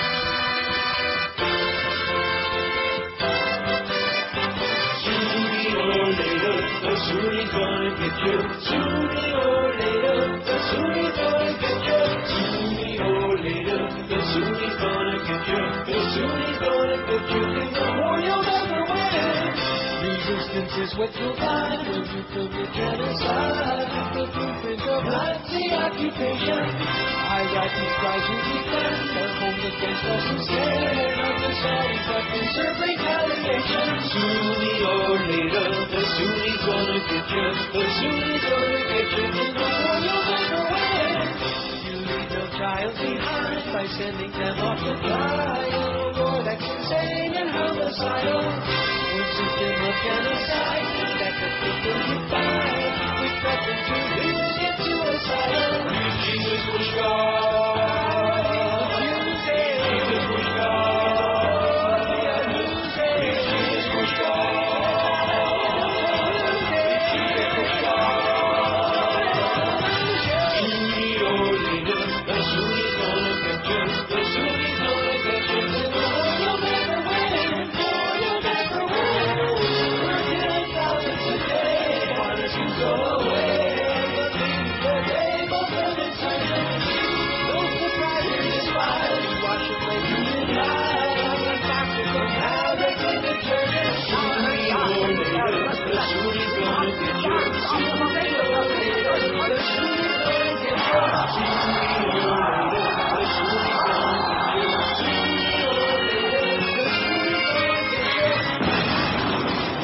Parents out there that are brainwashing your little kids and feeding them with a lot of bubble mice, man, you ought to be in jail for parental malpractice. Oops. Am I right? Absolutely. And you know something? Now that it's Lent, can that be Lent? I've asked that a few times. Can that be Lent? It's felt. And we just had Ash Wednesday on my anniversary. Was that on March 1? Was Ash Wednesday? Okay. See, I thought it was like a joke. I thought it was like an old tradition from like the ancient. And then I find out that Catholics, actually, the really dumb ones, they go around, they really smear the ashes on their forehead. I've never seen that. If I saw somebody with ashes on... Huh? Uh-huh. Have you ever seen it? Absolutely. Get out of here. In other words, these are people that walk around in public and they smear ashes on their forehead? We used to show up at school like that. We got people that show up at work in this building. On the floor. My God. Get out of here. Bye. There were people with ashes on their forehead for serious, or was that a joke? Come on. For serious. For serious because it was Ash Wednesday? How about if it was Ash Wednesday, why didn't they have it on their forehead? Well, they probably did the night before. And that's who put the ashes on there. You thought they were ashes, huh? It was ashes. Wow. Oh, man. Sometimes it's difficult to wash out those nasty stains, you know? That is bad. No, I mean, here I'm 100 years old, and I've been around all this time, and I never realized that there actually are those people. Talk about brainwashing. You can get people to do anything you want. Yeah. And then they talk about the people with the Kool-Aid and the poison pudding. Right. That should come as no surprise. You just have to lie a lot, you know. Yeah. Oh, yeah, well, this is Jesus wanted it. What the hell did Jesus, by the way, have to do with ashes on your forehead? Where'd that come from? Oh, I don't know. Got to ask a Catholic. Well, I see. Well, I'm asking two of them sitting right there. I'm not a Catholic. I got out of there nice and early, man. I'm not. Yeah, come on, Mr. Cordis, let's go. That answer ain't coming from me. I thought that I've never was smeared ridiculous. it in my forehead in my life. Yeah, you've smeared it a little bit. That's not what I heard. As a I've heard child, you I smeared thought that was ridiculous. Yeah. They're Oh, smearing monthly ashes on their Missalette. forehead. Come on, you people. Stop being morons, man. Jesus, if somebody told you to take like 16 stale Hamantaschen that are left over from Purim and smear all the mun on your forehead, would you do it? Would you be like that? Would make you a mung brain. Right? How about wave a chicken over your head and then sacrifice Now you're talking. Now you're talking Yeah. something that makes some sense to me. Nah. Oh, of course, if it's got the bird flu, don't wave it too fast. Some of that flu might destroy. That's right. And then, of course, don't forget to nail a mezuzah on the door frame outside your apartment or house. Evil spirits. Keep the evil spirits out. Oh, yeah. And you wonder why the human race is in the condition it's in today? I don't. Take a look at those Getchkis over there, will you please? The Taliban, my ass. And the Shiites and the Kurds and the Way and oh, my God, and the Sunnis. Jesus, God, are you talking about tribal people who are living like in the Stone Age? And if they're not now, we're going to make damn sure they are pretty soon. And the women sure have got it good there now, too, right? Thank God they're getting it so much better than they had it before. Not. Yeah, we got to spread democracy like they have in Saudi Arabia and Egypt and Kuwait and all our other good, Jordan, all those other great. gutter. Right, the UAE, right, gutter. Right. You talk about gutter religions. Tennessee, speaking of religious insanity and intolerance, because that's what religion's all about, intolerance. Your God's a good one. Oh, mine. I got the good God. You're going to hell. Now I got the virgins. Na-na-na-na-na. Tennessee can sell license plates that say choose life. Just like Florida, just like your fat-ass governor in that whole deal. Even though it doesn't offer one with an abortion rights message, a federal appeals court ruled today. The ACLU of Tennessee had sued over the specialty license plate approved by the Tennessee legislature in 2003 and won a ruling against the tag from a lower court that said it illegally promoted only one side of the abortion debate. Although this exercise of government one-sidedness with respect to a very contentious political issue may be ill-advised, we are unable to conclude that the Tennessee statute contravenes the First Amendment. Judge John M. Rogers, no relation, said in a 2-1 ruling by a 3-judge panel of the 6th U.S. Circuit Court of Appeals in Cincinnati. Government can express public policy views by... Oh, by the way, you do understand that the South Dakota thing, that whole thing they're trying to do up there with the abortion, is to try to make that the test case in the Supreme Court now that they got enough Nazis on there. Right. They got Sam Alito on there. So they want to, like, send... And the Supreme Court, by the way, ain't going to hear it. But nevertheless, they're trying. Government can express public policy views by enlisting private volunteers to disseminate its message, and there's no principle under which the First Amendment can be read to prohibit government from doing so because the views are particularly controversial or politically divisive, whatever that means. Sounds like double talk to me. Sounds like something Al Kelly would have said. Federal courts have been divided over whether license plate programs in a dozen states like Florida are constitutional. Last year, the U.S. Supreme Court let stand a lower court ruling that said similar South Carolina license plates violated the First Amendment. Let me read that again. Last year, the U.S., of course, that was last year's Supreme Court, see. Tennessee drivers pay an extra fee for the Choose Life plate, and the proceeds go to New Life Resources, an anti-abortion group. You know, it costs a lot for those guns and bullets to shoot the abortion doctors. The plates had stirred considerable debate. Governor Phil Bredesen let the measure become law, but declined to sign it. And he urged lawmakers to develop a new approach to deciding which causes would benefit from the sale of specialty plates. Tennessee's got more than 120 specialty plates, most of them saluting uncontroversial subjects like the Tennessee Titans football team, the Smokies, and the Tennessee Walking Horse. And the Tennessee Walking Horse's ass. That's something? So even the governor of Tennessee is more enlightened than the governor of Florida, which ain't saying much, your fat-ass governor with his dysfunctional family. By the way, how's the chief doing there, Chief Timony? How's this kid doing with that 45 million pounds of yeah, won't see him no more. We got the Rundle kids to contend with now. As a matter of fact, I think we're hearing just about as much about that deal as we are about Ariel Sharon. I'm telling you, man, two more prune Hamantaschen. Two more. That would have put him over the edge. Two more. 141, 19. Maybe he's drinking the same stuff that Milosevic was taking. That could be it. You bastard. I thought Christianity absolutely. This religion thing was not for me. Oi! They held a big convention and let me in for free. You failed. I had no idea what I was about to see. Oh! They were speaking in tongues that made me a believer. It was kind of fun to stick it out of my mouth. Speak in tongues. They got me believing my tongue is weaving from side to side.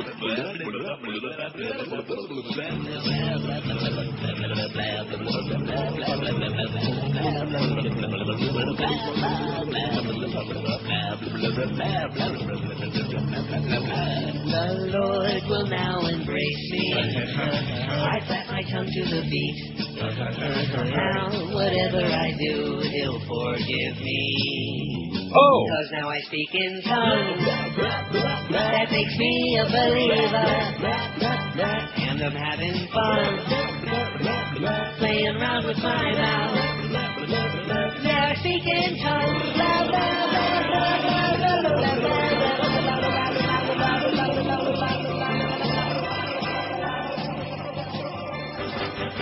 Jesus land, Christian park, where you won't go to hell when you die. All right. Jesus land, Christian park, where ignorance and hatred thrive. Oh, God. Ride, the holy roller of God. The only roller coaster that never goes down. Riding on the cannon where the hand of God reaches through the clouds to rip all your clothes off. Bang, bang, bang, shoot the Christ military. Bang, bang, bang, abortion doctors too. Taking Satan to Dr. Fun to eat, while getting fondled by a cartoon character priest. Our Father that art us in heaven, help us answer all voices in our head. Got our Nikes on, we're waving our snakes for Armageddon. To come to take us away. March, march in a bush Nazi parade. Cool off with a goofy great Diana Kool-Aid. Ignorant dicks who want to get their kicks. We put the fun in fundamentalists. Pray to the Lord to forgive you with your choice of flushly appointed views. Head on down to the revival show. Restore to Billy heroin, drink and blow. Jesus land, Christian car, where you won't go to hell when you die. Jesus land, Christian car, where ignorance and hatred thrive. You know how much it takes to get me all whipped up about this religious crap? That's right, nothing. Takes a lot. That's it. So I figured we have like a little medley there. It was good. I enjoyed it. A lot.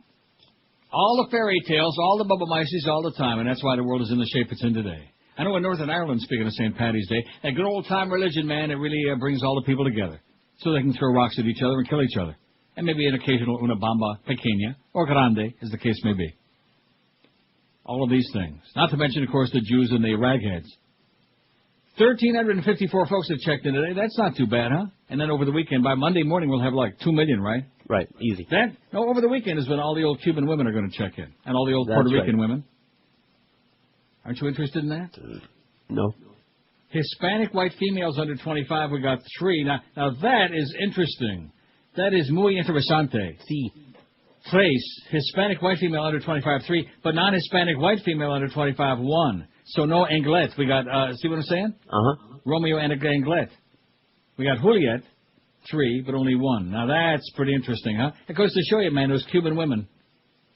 Those young Cuban women, those hot-blooded young Cuban ladies, man, that's where it's at. Is it? I wouldn't know. I don't know. You tell me, the ones that are laden with all that jewelry? I can't tell you anything. And that cheap about perfume? Them. Never had the pleasure.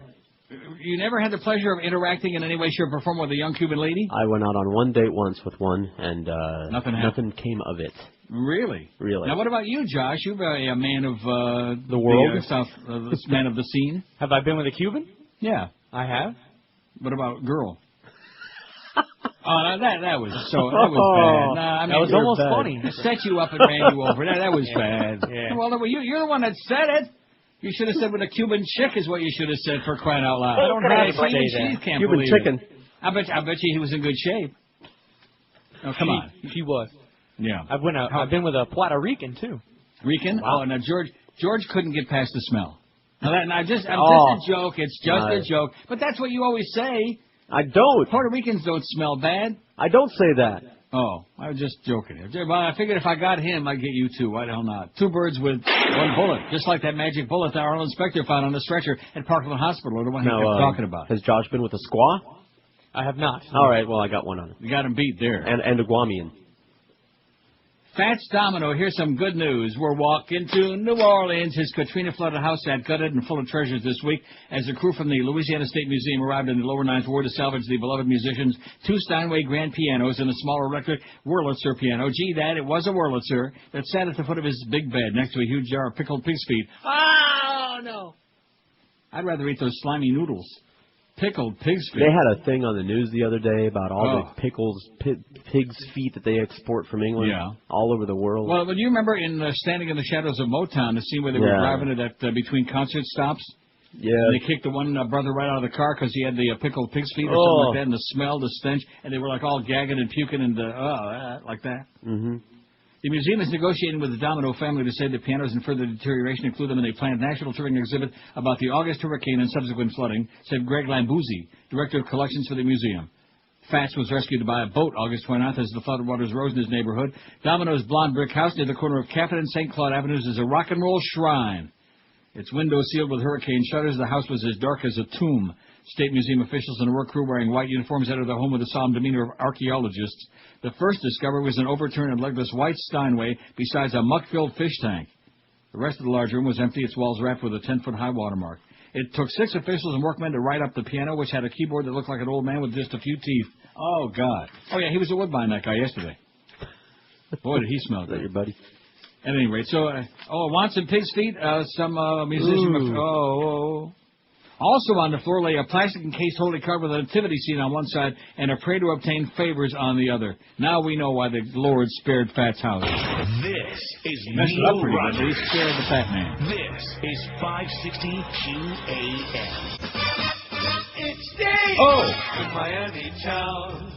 Yes. At 560 WQAM. Abu got ready. Don't like all the heartburn. Every time I see that retarded dimwit on my TV. President Trump, Republicans muscled in, and an articulate idiot. I don't know why they would want this guy, but now he's here. We're screwed the next 4 years. Absolutely. With President Trump.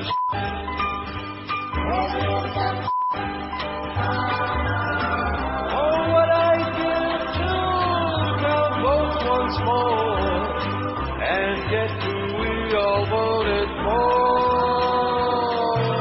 Why did you want this? Lips drumming, stupid heat. Mindless, drunk, and rich kid. He's even dumber than me. Oh, he's President Trump. You don't care what it took. You got him in by hook or crook. The Christian right knows what's best for you and I, but have no fear. We've got a great leader here with President Trump. Okay, 158. Don't forget we got the big appearance there.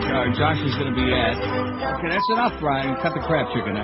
Today, tomorrow, and Sunday, you're going to be your own today. Just today, man. Come by. But today, Mad Dog will be there at Conine's Grill, 5181 Sheridan Street, Hollywood. Come by with a bag of money and make us feel better. Let's get to that final goal of 20 grand. Isn't that the final goal? Yeah. Yeah, something like Look, that. we can leave it up there for freaking ever, you know. It's going to be on that website out for the next 10 years until we get to $100,000, until every last CD, old keychain, every T-shirt with those faggy colors on it, till everything is sold. It's going to be on there, right? Right. We've even got an old bottle of olive oil that you left here. We'll be selling that too. Right. I'm going to smear that on my noodles right at 2 o'clock. Here's a good idea for the weekend. Something we can do to keep you off the streets. What's that? Go play baseball? Let's abuse some more prisoners. Oh! Make them scream nice and loud. Get me some wires and a battery pack. All right. I don't care if they ain't from Iraq to be used. Use you to the torture, 'cause we're just playing their game. In the past, it had to be worse with Saddam Hussein. Bye. When it comes to entertainment, it's Neil Rogers Middays. Sports Radio 560, WQAM, Miami, Fort Lauderdale. I'm smarter than George Bush.